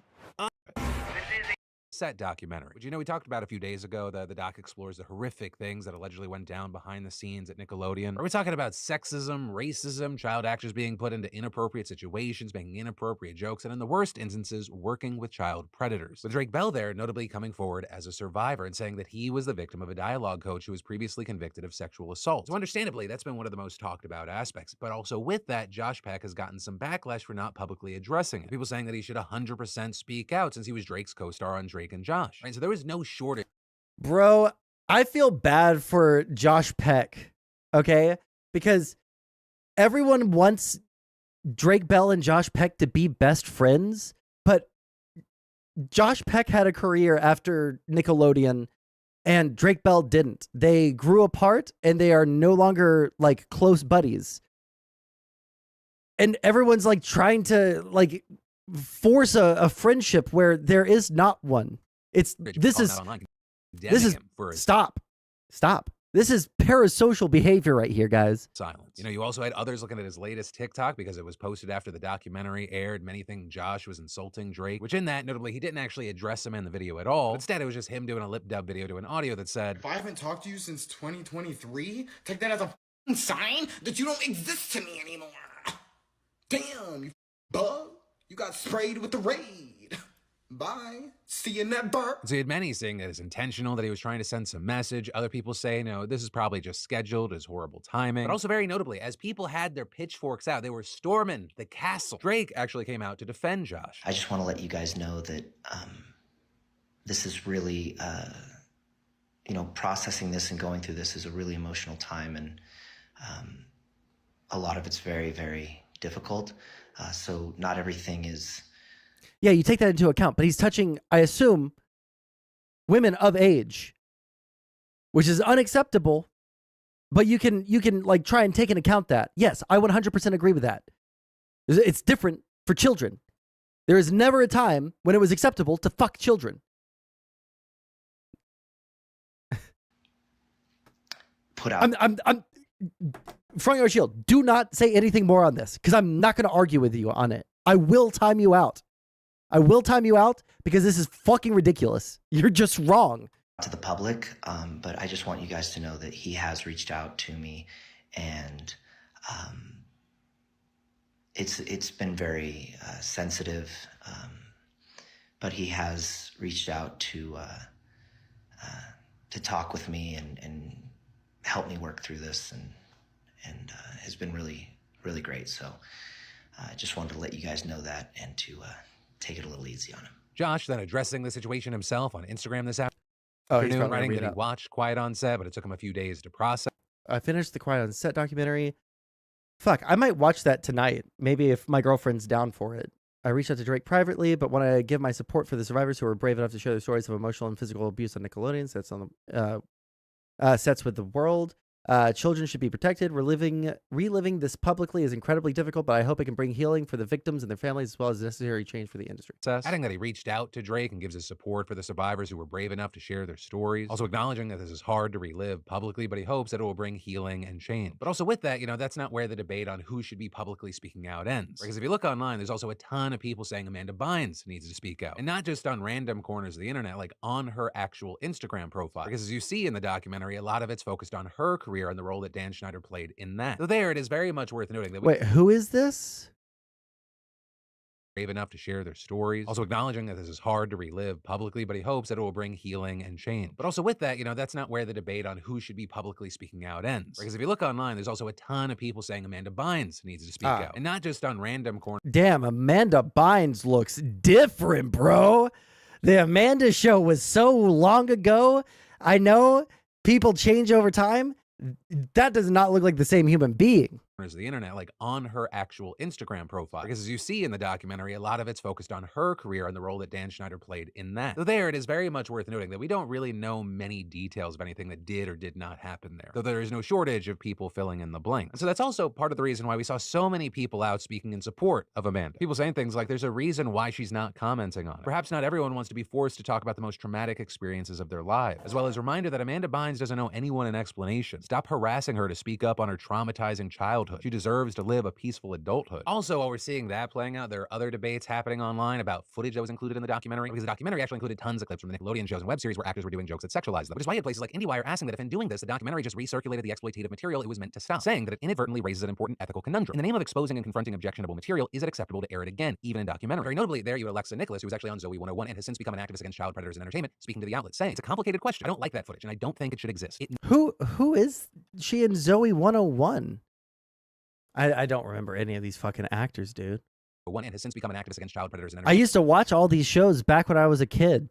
Me and my girlfriend talked about it a little bit, and it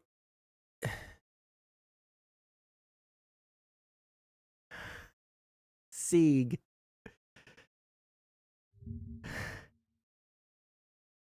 Bloodbath. What happens to my brain cells when perpetual victims need to validate their depressingly sad worldviews? We obviously changed the definition of a word being used in a colloquial, figurative way. Jesus, why would they do this? Why would they do this? Bro! Okay. Speaking to the outlet, saying, it's a complicated question. I don't like that footage, and I don't think it should exist. I don't remember any of these shows. I don't know what they play over in Australia. When I was watching, I was going to say, like, me and my girlfriend were talking about this. Like, when I was watching these shows when I was a kid, okay? Oh, wait, look at the pronunciation.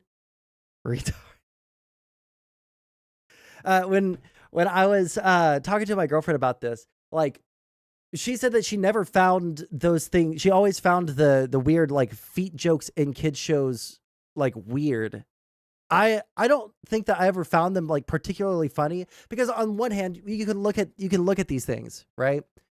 You can look at these things and you can say, okay, well, these things are made for kids shows, and like after having like years of experience in the real world, and that people have like weird fetishes and stuff, it becomes more weird to look at these things because some people might get off to it. But maybe it actually is just like super innocent. I haven't seen the documentary. It seems like it's pretty fucking bad, Were the girls with their feet under 16? Yes, absolutely. Like they look like children, okay? I mean, it was fucking, what's her name? Ariana Grande, right? Back in like 2011 or 2010, like she was a child, all right? But what was that? Oh yeah. But like, I feel like there are two different ways that you could look at this, right? When it comes to like the stuff that happened on set, like, or on the show, the stuff that got aired. I don't know what happened behind the scenes or what happened on the set that got cut from the shows. But there are like two different ways that you can look at the things that happened on the show. However, given the context of everything else, plus the stuff that was aired on the show, I think it's really hard to say that it wasn't unacceptable. this. It never should have been created. But then adding, at the same time, I think when you do show the material that Dan made, it does hit a little bit differently. And I feel like the documentary creators knew that the combination of the testimony and the actual footage itself would be most powerful back to back. But an important thing that she also added is that if someone from those clips said, hey, please stop recirculating these, we should respect their wishes. And personally, I find myself agreeing with Alexa, but also understanding that it's kind of a morally messy question because I see why those clips are included. You hear about the story, you're like, that sounds pretty fucked up. You watch the videos, you go, oh, this is undeniable. Or the footage was already public. I mean, it was on national television, and now what we're seeing is all the context and all the behind the scenes stuff that's associated with it. And I also agree with Alexa that if any of the victims here don't want this footage out there, then yeah, let's pull it. And while that ends up kind of being clean, there is still like the morally. Here's a hypothetical. If we found out that Ariana Grande was very uncomfortable, did not. There was a joke where someone would give people pickles and people would moan and be really enjoying the pickles, and the pickle guy was a creep. That happened. Okay, that's Mad TV. We're talking about Nickelodeon, all right? Shit that you're supposed to watch as a child with child actors, you know? Not like that these clips of her were clean, there is still like the morally. Here's a hypothetical. If we found out that Ariana Grande was very uncomfortable, did not like that these clips of her were resurfaced, even if it was to help expose a Dan Schneider, do you or do you not have an issue with it being included in the documentary? And I really love to know your thoughts and feelings and opinions on that. And then Planet Fitness has found itself in a bit of a controversy, with it all starting from this one woman's complaint on Facebook. I just came out of Planet Fitness, and there is a man shaving in a women's bathroom.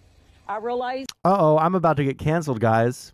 He wants to be a woman. He gets to be a woman. I love him in Christ, but I'm not comfortable with him shaving in my bathroom. I took a picture of him, and I asked him, why are you there? And what did she say at the beginning here? Controversy, with it all starting from this one woman's complaint. I haven't seen the video. I've only seen the screenshot of the person. On Facebook. I just came out of Planet Fitness, and there is a man shaving in a women's bathroom. I realize he wants to be a woman. He gets to be a woman. I love him in Christ, but I'm not comfortable. Oh, okay, then yeah, no, I'm gonna get Giga canceled because I don't think this woman did anything fucking wrong. With him shaving in my bathroom. I took a picture of him and I asked him, why are you there? And he justified by saying, I'm queer LGBT. Well, I left. So apparently the person that she's talking about is a trans woman. There are photos of this person online. I won't be showing them in this video because they were taken in the privacy of a locker room, but they are. No, someone get me a picture. Someone get me the picture. Hold on, I'll find it. Planet Fitness. Planet Fitness,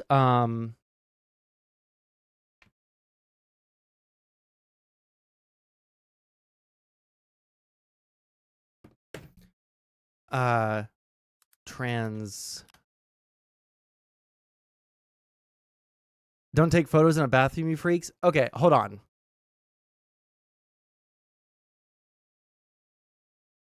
Open image in new tab. Damn it, it's tiny as fuck.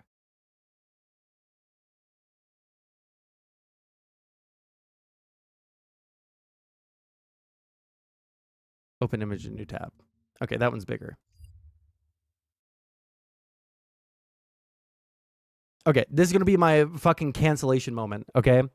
I'm sorry. I think that trans women should be allowed to go into women's locker rooms. I do think that 100%. But also, I don't understand the. Let me pick my words very carefully here, okay? As a very staunchly pro-trans advocate, okay? I'll make it very clear I support trans issues. However, bro, there is something to be said about passing when it comes to public appearances of trans people, right? If you're going to go into a women's bathroom, if you're trying to look like a woman and everyone can tell that you're trying to, that you're acting as a woman, then it's probably fine, right? I don't think that anyone's going to have a problem.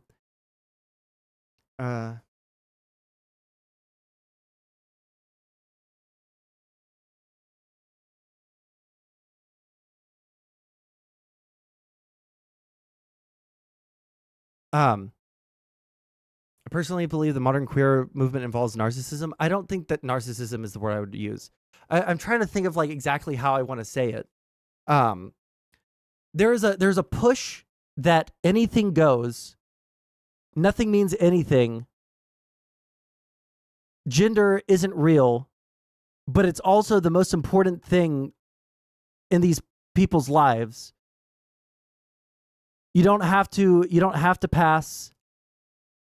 You don't have to make an attempt to pass. You can be a trans man and like walk around in a thong and a bikini and with your titties out and just like look like a girl and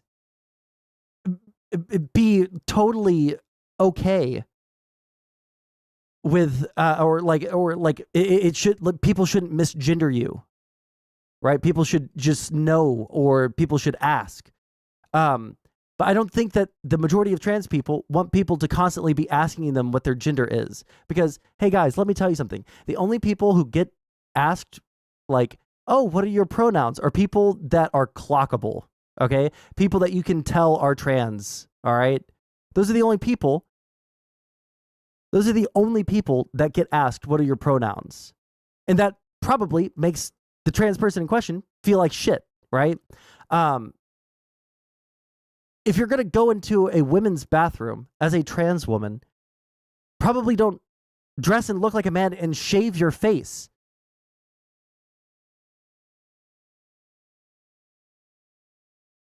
Get Demon Mama and or Vivian Wolf on? Yeah.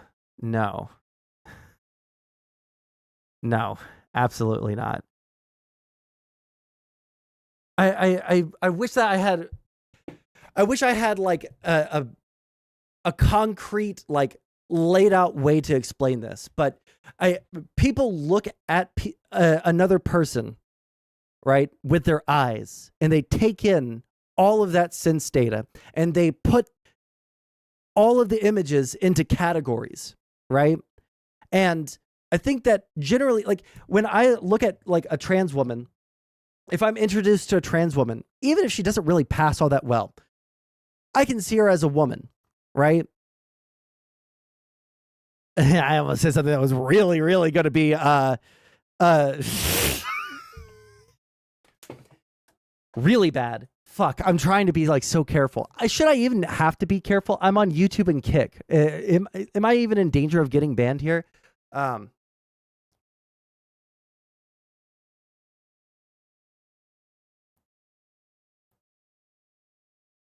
Okay, let's start over.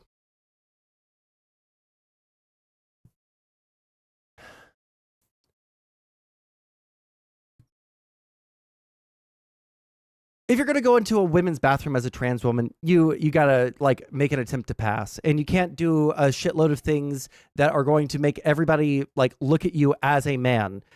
Because it's going to make them uncomfortable. There's a reason why people have always said that there's a power like imbalance between men and women, because men have more physical strength than women, right? Like when a woman walks into a bathroom and they see a man in there, they're thinking, what are you doing in here, and what are you going to do to me, right? Because it is a space for women to go to the bathroom and not be around men. Now, say what you will about like gender neutral or all gender bathrooms where it's just stalls and doors, right?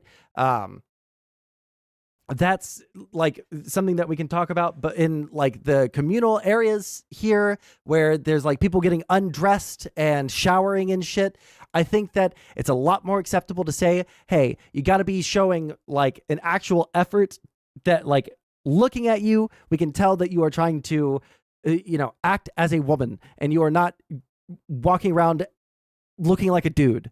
All right. I think that's like totally, I think that's totally acceptable. Right. Made a pledge earlier this year not to give a fuck and just speak your mind.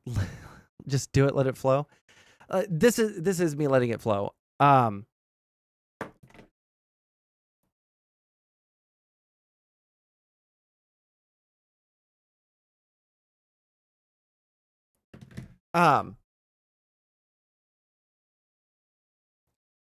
Appearance RuPaul in the video. Isn't RuPaul black?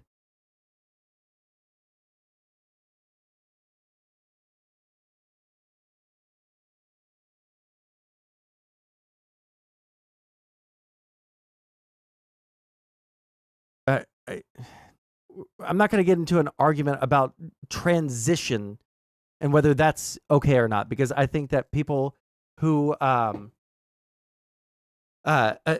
think that people should be allowed to transition if they so choose. All right.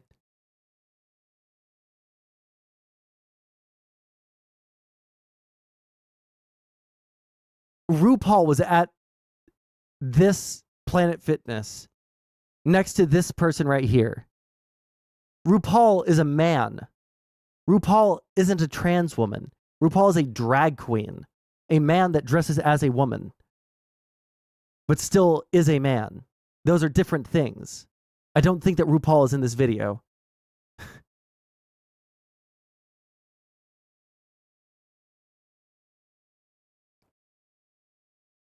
My point is just leave them be. You do what you do, you may, and let them do them. There's two parts of this that, because like in reality, like if I walked into the bathroom and I saw a chick in there, I would be like, oh, this is the men's bathroom, but okay. Right? If I was a woman and I saw a man in the women's bathroom, I mean, depending on the setting and the circumstances, I'd probably be like, okay. And I'd probably just move on. I don't really care what people want to identify as. I don't really care if someone wants to be vampire gender, if someone wants to be fucking, deer gender or omni gender or whatever the fuck, if they want to be trans or whatever. I don't actually give a single fuck whatsoever. What I care about is the people that have stakes in this, right? Like, trans people who are transitioning, right? Male to female, female to male, right? They get fucked over by shit like this.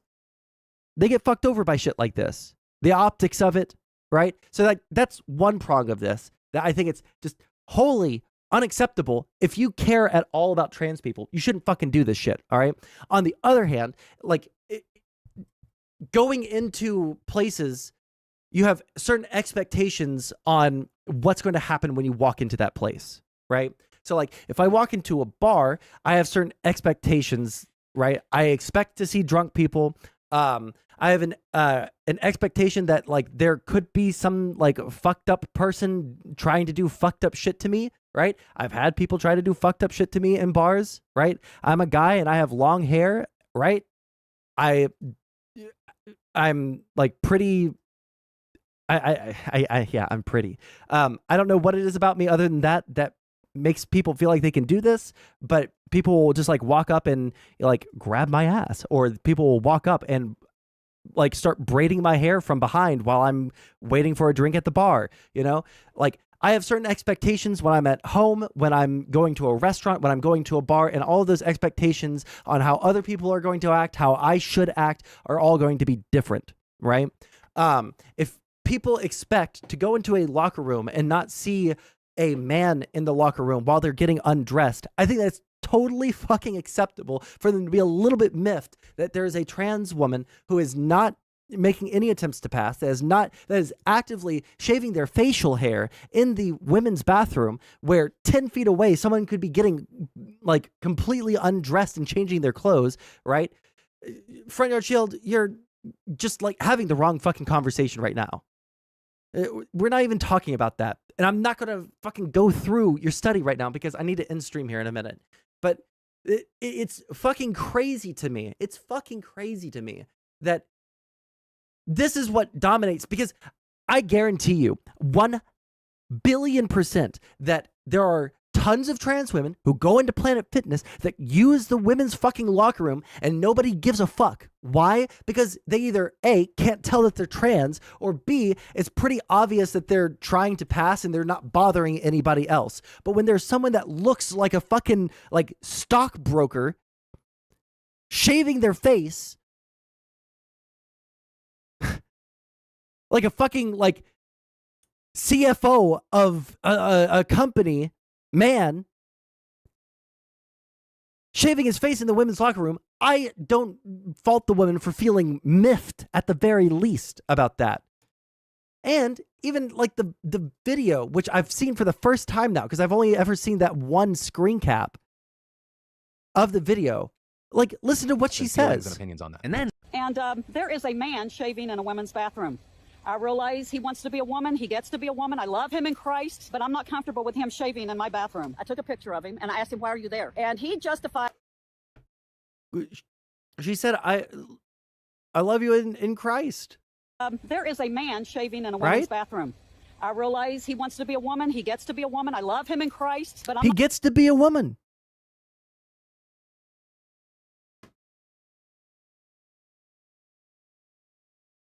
So it's not like she's being hateful or anything.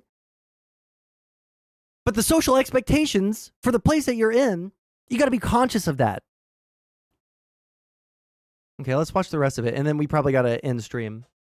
not comfortable with him shaving in my bathroom. I took a picture of him and I asked him, why are you there? And he justified by saying, I'm queer LGBT. Well, I left. So apparently the person that she's talking about is a trans woman. There are photos of this person online. I won't be showing them in this video. Now, tell me, is what I said right there at all controversial? Well, yeah, it is controversial. But is what I'm saying there like shitty or mean to trans people in you guys' eyes? Because I have to check myself sometimes, because sometimes I feel like maybe I'm being a little bit too dismissive of conservative leaning people's ideas or people who aren't. I feel pretty. Hey, I'm glad. I just have to like check myself and make sure that I'm not falling too deep into like bias on one side or the other, and just like speak what I think is true rather than accidentally just regurgitating something that I heard someone else say.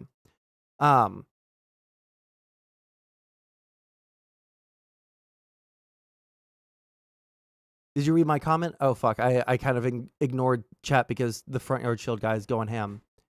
I can't wait till we go to the bar together. Bro, you're going to see some people doing some crazy shit. I think it's just better to include things like individual changing rooms or seal the cracks in the toilets. Well, I think that they should seal the cracks in the fucking stalls yesterday, okay? In every bathroom. Basic changes we can do to fix this shit. Hell, with those basic changes, we could just go unisex because who cares about who they're washing hands next to? Yeah, there have been a couple of times in the past year where I've gone to a place where it was like a completely like gender neutral bathroom. And the way it was set up was just like you walk into the bathroom and the only thing that's like a shared communal area is the sink. And then all of the toilets are just a bunch of separate rooms, like actual rooms, you know? Your bathroom doors don't go to the floor? No, not in the United States. They don't go to the floor or the roof. They're about like shin high, and then usually they're about tall enough to cover me, and I'm 6'1".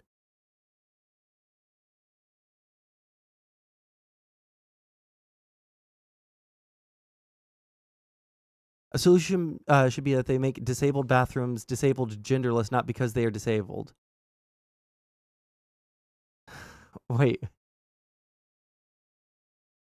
I don't understand what you're saying there.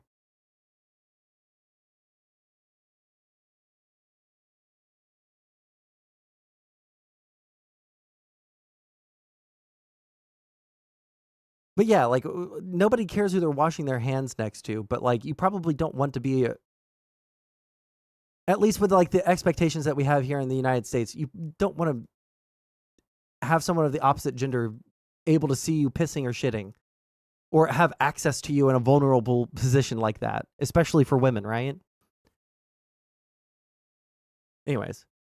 Video because they were taken in the privacy of a locker room, but they are out there. And as far as this woman who's making these videos, that's Patricia Silva. She's a member of a gym in Alaska. And her post actually got enough traction that it resulted in a response from Planet Fitness. But it didn't go really, really viral until what happened next. Because for some context, the gym's policy lets people use bathrooms that align with their, quote, sincere, self-reported gender identity. The company adding that if it is confirmed that a member is acting in bad faith and improperly asserts a gender identity, they may be asked to leave and their membership may be terminated. So in this case, the trans woman ended up keeping her membership because they said she did nothing wrong. I'm sorry, I was reading chat. As far as this chat. woman who's making these videos, that's Patricia Silva. She's a member of a gym in Alaska. And her post actually got enough traction that it resulted in a response from Planet Fitness. But it didn't go really, really viral until what happened next. Because for some context, the gym's policy lets people use bathrooms bathrooms that align with their, quote, sincere self-reported gender identity. The company adding that if it is confirmed that a member is acting in bad faith and improperly asserts a gender identity, they may be asked to leave and their membership may be terminated. So in this case, the trans woman ended up keeping her membership because they said she did nothing wrong. Silva, on the other hand, they said did actually break a rule because according to Planet Fitness, you're not allowed to photograph or record other people in the bathroom. Planet Fitness ended up revoking Patricia's membership. And as soon as that news broke out, it spread like wildfire through the right-wing media sphere. The likes of libs of TikTok and Elon Musk sharing it to their millions of followers, prompting calls for a boycott, then more mainstream outlets like the New York Post writing up articles about it, referring to the trans woman as a man in their headlines. With all this happening, we saw Planet Fitness's stock price dropping. As of recording right now, we're seeing it bounce back. And as of right now, Planet Fitness has just held its ground, continuing to defend its policy against critics. But for now, that's where we are, and we'll have to wait to see what happens from here, right? Is this kind of a momentary thing, or is Planet Fitness about to get the full Bud Light treatment? And then there's yet another reason to not send people unsolicited nudes, something that 39-year-old Nicholas Hawks over in the UK just learned. Don't send dick pics to anyone.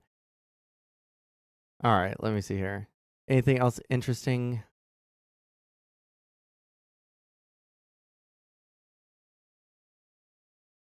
Oh, and this is something I wanted to hear about, but news of it broke right when I was thinking about going live for stream, so one sec. Now she knows the rules, fuck her. She signed up saying she won't film people in the bathroom. Now, yeah, I agree. I could be pushed pretty easily on that. Yeah. But at the same time, I also think that the person shaving their face, they should be making an attempt. That's all I'm saying. Because it leads to backlash like this. The backlash, the problem that I have isn't that it's, a trans person in a women's bathroom. Ugh, no, that's not the problem that I have. The problem that I have is you're actively creating a situation for no reason that it's not like you're putting yourself in a position and then like you get like fucked over because someone's being shitty. And you use that to like a sit-in or like the Martin Luther King Jr. style where you protest and then you like basically dare the cops to beat you, and if they decide to start brutalizing you, everybody gets to see you being peaceful and the cops brutalize you and it moves your movement forward, right? This is just like someone being dumb and fucking entitled, not thinking of the repercussions of their actions, I don't care if a trans person goes into the bathroom that aligns with their gender.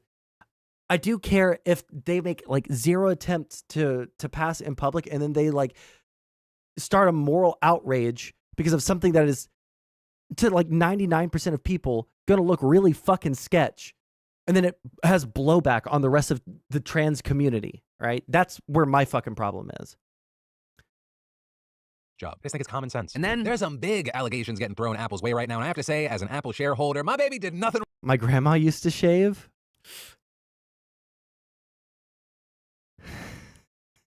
I'm not gonna say anything. I might not make any shorts of this. Yeah, I mean, like the problem is that it's so hard to have a stance on trans people that doesn't align 100% with the like Twitter people, because you'll just get fucked. Like I've found that out multiple times, right? I have very strong opinions on LGBT issues, and all of them are in favor of LGBT people. However, there are smart ways to do things and there are not smart ways to do things. And if you don't recognize that, then you don't get to complain about the backlash. If you're going to do some stupid shit, or if you're going to use bad tactics for your cause, or if you're going to do X, Y, and Z, and it ends up blowing back on the whole trans community, those activists don't get to cry about it. The people that get to cry about it are the totality of trans people who are not a part of that activity or not a part of that protest or that line of thinking or in favor of those tactics, and they still get fucked over it because of the shitty people. That's my problem. Okay, this better be super quick because again, I do need to end stream here in a minute. But that's what I've been saying for years. This guy. Oh, okay. I don't care. Sorry. job. I just think it's common sense. And then there's some big allegations getting thrown Apple's way right now. And I have to say, as an Apple shareholder, my baby did nothing wrong. I don't even need to look at the facts. My baby boy Tim Apple is a good boy, and I don't appreciate you lying on his name. Dare you make my Apple position drop 3.6%. But I will say, joking aside, this is pretty big news because you have the U.S. Justice Department, 15 states, and the District of Columbia saying in a lawsuit that they filed this morning that Apple has been illegally maintaining a monopoly in the smartphone market. A move that some have called the federal government's most significant challenge to the reach and influence of Apple. And this possibly landmark case comes after years of allegations that Apple is engaged in anti-competitive behavior. Or rather, you should just hear it from the horse's mouth. This is how it. Hold on. Of Apple. This possibly landmark. Blocking innovative new apps and degrading how Android messages appear on iPhones to maintain a monopoly on the smartphone market. Yeah, I think that's pretty shit. I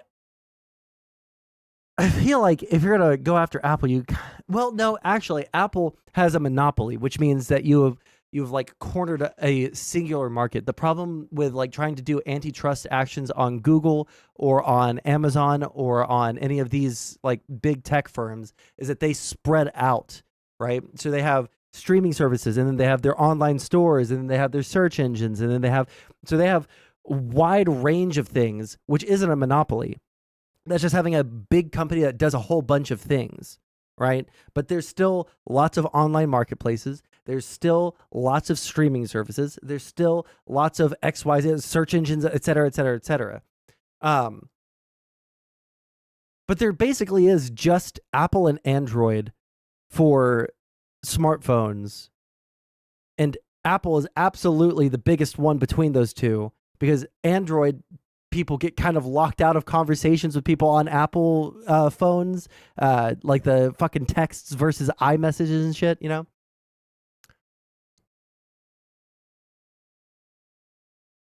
Wait. Hold on. We're gonna finish this segment, and then I want to watch that, and then our ending stream. Case comes after years of allegations that Apple is engaged in anti-competitive behavior. Or rather, you should just hear it from the horse's mouth. This is how Attorney General Merrick Garland explained it. For consumers, that has meant fewer choices, higher prices and fees, lower quality smartphones, apps, and accessories, and less innovation from Apple and its competitors.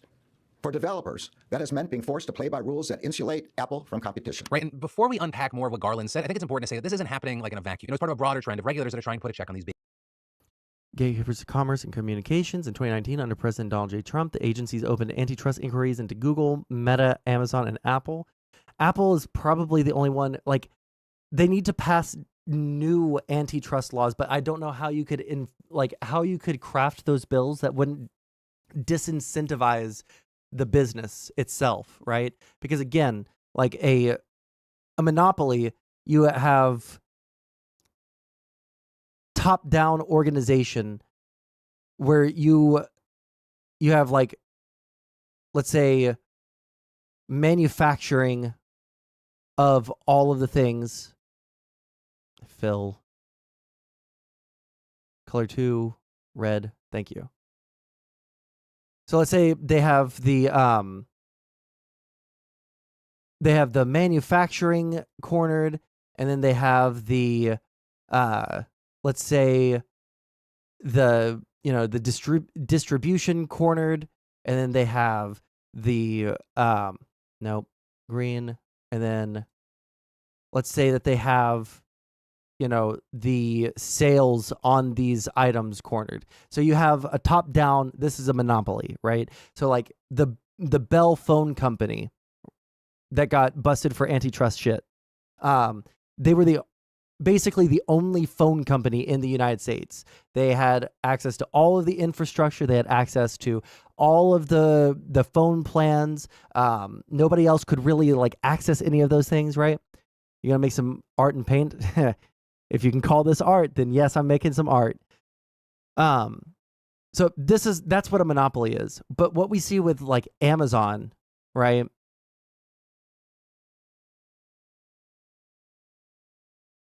What we see with Amazon is we have this square is, this square is how much they have of, robotics. And then they also have this chunk of their business that is their online marketplace. And then, God, I hate paint. And then they have this chunk that is their streaming service, right? And then they have, you know,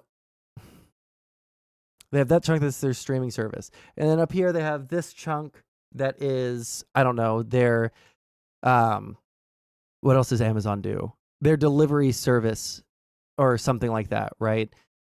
But because all of these things are separate industries or different markets that they're cornering, there's still competition in all of these different markets. So you can't really go after them with antitrust in the same way that you could go after this monopoly right here. It just, I don't know how you can legislate against this, right? Say like you can only go into 3 different markets, or you can only go into, you know, you can only grow your business to be like this large and then it has to be broken up. Like, how do you legislate around that? How's it going, Abby? They aren't monopolies, they're monoliths. I mean, yeah, kind of, but it's a monolith that we don't have a good answer to. Kind of like how like Citizens United is the best answer to a problem that has no good answers. Citizens United is not a good Supreme Court judgment necessarily, but it is the best of the worst answers that we could come up with. Anyways. Developers. That has meant being forced to play by rules that insulate Apple from competition. Right, and before we unpack more of what Garland said, I think it's important to say that this isn't happening like in a vacuum. You know, it's part of a broader trend of regulators that are trying to put a check on these big tech companies that have so much influence in our lives. We've seen federal agencies opening antitrust inquiries into Google, Meta, Amazon, and Apple. Like Meta, I think that you could possibly hit them on Instagram and Facebook because they started like incorporating shit from TikTok and Snapchat and, you know, a million other things to corner that market. You could say that, but way back in 2019, with Apple not being the last of these big tech companies to face a federal they're lawsuit. talking about breaking up the banks. Hey, okay. But there are also specific things about this specific case that make it a big deal. Because this case focuses on Apple's entire ecosystem of products and services, rather than just the App Store, which was the case with past lawsuits brought against Apple in Europe and in the US by Fortnite developer Epic Games. Well, we're not going to hit every point of this lawsuit because it's almost 100 pages. Garland summed up their main arguments pretty well this morning. Apple carries out its exclusionary anti-competitive conduct in 2 principal ways. First, Apple imposes contractual restrictions and fees that limit the features and functionality that developers can offer iPhone users. Second, Apple selectively restricts access to the points of connection between third-party apps and the iPhone's operating system, degrading the functionality of non-Apple apps and accessories. Not to be a dick, not a great public speaker. Like, I know that's not the main part of the job, but ideally when you're explaining your case, like, you don't want people to go to sleep. I feel like I'm in a business class I didn't want to take, but I needed to graduate. G-Dog, this is how I would say Apple's whole system, Apple's whole way of doing business is based off of walls, chains, and weights. I'll even do it without jump cuts because that's cheating. Apple carries out its exclusionary and uncompetitive conduct in 2 principal ways. The first, Apple imposes contractual restrictions and fees that limit the features and functionality that developers can offer iPhone users. And second, Apple selectively restricts access to the points of connection between third-party apps and the iPhone's operating system, degrading the functionality of non-Apple apps and accessories. Hire me. Actually don't. People on TikTok already think I'm a fed. But basically what Garland's talking about here, it's laid out in the text of the lawsuit. The first point being about Apple's restriction on cloud streaming apps and so-called super apps being a way to ensure user dependence on the iPhone. The second point being about Apple's restriction of third-party access to things like the iPhone's payment chip as a way of hamstringing alternative messaging, smartwatch, and digital wallet technology. Right, and so with that, one of the arguments that Apple typically makes here in defense of all these policies is that they're a way of making iPhones more secure than other smartphones. And in fact, a spokesperson said just that in a statement this morning, saying the lawsuit threatens who Apple is as a company and adding that if successful, it would hinder Apple's ability to create the kind of technology people expect from, where hardware, software, and services intersect. Though notably, with all this, like, we're not going to see a resolution for years probably. And at this point, it's unclear exactly how this lawsuit will affect Apple or consumers. Force changes, fines, a public spanking of Tim Apple. Also, yes, I know his name's Tim Cook. Let me have this. But for now, we'll have to wait and see what happens beyond. Oh, good, it's down 3.6. Yeah. Philip DeFranco is a little annoying. We get that. All right, last video. Should they vote for this? Under no circumstances should House Republicans vote for this bill. It busts the spending caps, funds the FBI headquarters, doesn't secure the border. Wait, what does this have to do with...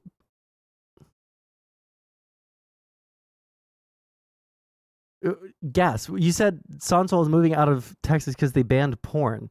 This video isn't about porn, is it? They should call their members of Congress right now. They should tell them that under no circumstances should they vote for this bill. They should melt the phone down and melt down the phone lines and the emails and the texts and all of that. And I mean that. I mean that today. Call today and make sure It busts the spending caps, okay? Funds the FBI headquarters, okay? Doesn't secure the border. There's another bill on the floor that you guys could vote for, but you guys are refusing to. Funds the World Health Organization. That's a good thing. every member of Congress feels the pain. earmarks in it for abortion facilities. That they should not vote for this bill. And if we can somehow stall this bill out today, because it's going to take, it's being put I'm up about with to get high, suspension too. of the rules, which, by the way, is a travesty. It's being put up with less than 24 hours to read it, which is a travesty. That shouldn't be allowed, I don't think. That's something I'll agree with them. They should be given at least 48 hours. It busts the cap. No, they should be given ample time to read the bill. Which is a travesty. Funds the FBI headquarters, doesn't secure the border, funds the World Health Organization. I can keep going. Earmarks in it for abortion facilities in the Northeast. Just total abomination. We should oppose it. It takes 2/3 of the House to pass it. So all we need is about a half of Republicans, give or take. It might take a little bit more than that, but 3/4 of Republicans to oppose it, and we can kill it. So we should rise up and say, Mr. Speaker, no deal. Republicans should feel the pain for voting for this bill. All right. I love you guys very much. I'm tired. I need to eat. I have a girlfriend downstairs. She brought me a large alcoholic drink. I'm very ready for that. So I'm going to raid you guys out. JStalk is live, so I'll be sending you guys over to him. Yeah, I don't have anything else. I'm tired as fuck, okay? Love you guys very much. Porn story, send me that in DMs because I'm just curious. What are you drinking? I have no idea. I told my girlfriend to get me a Lime-A-Rita just for the memes, but it looks like they didn't have Lime-A-Ritas there. Tell her I said hi. I will, Abby. All right. I love you guys very much. It has been a fun stream. I will catch you guys probably not until Monday, but it's possible. It's possible I stream tomorrow, but I don't know if I will. But yeah. Anyways, rating guys into JStalk. I love you guys very much. Catch you guys next time.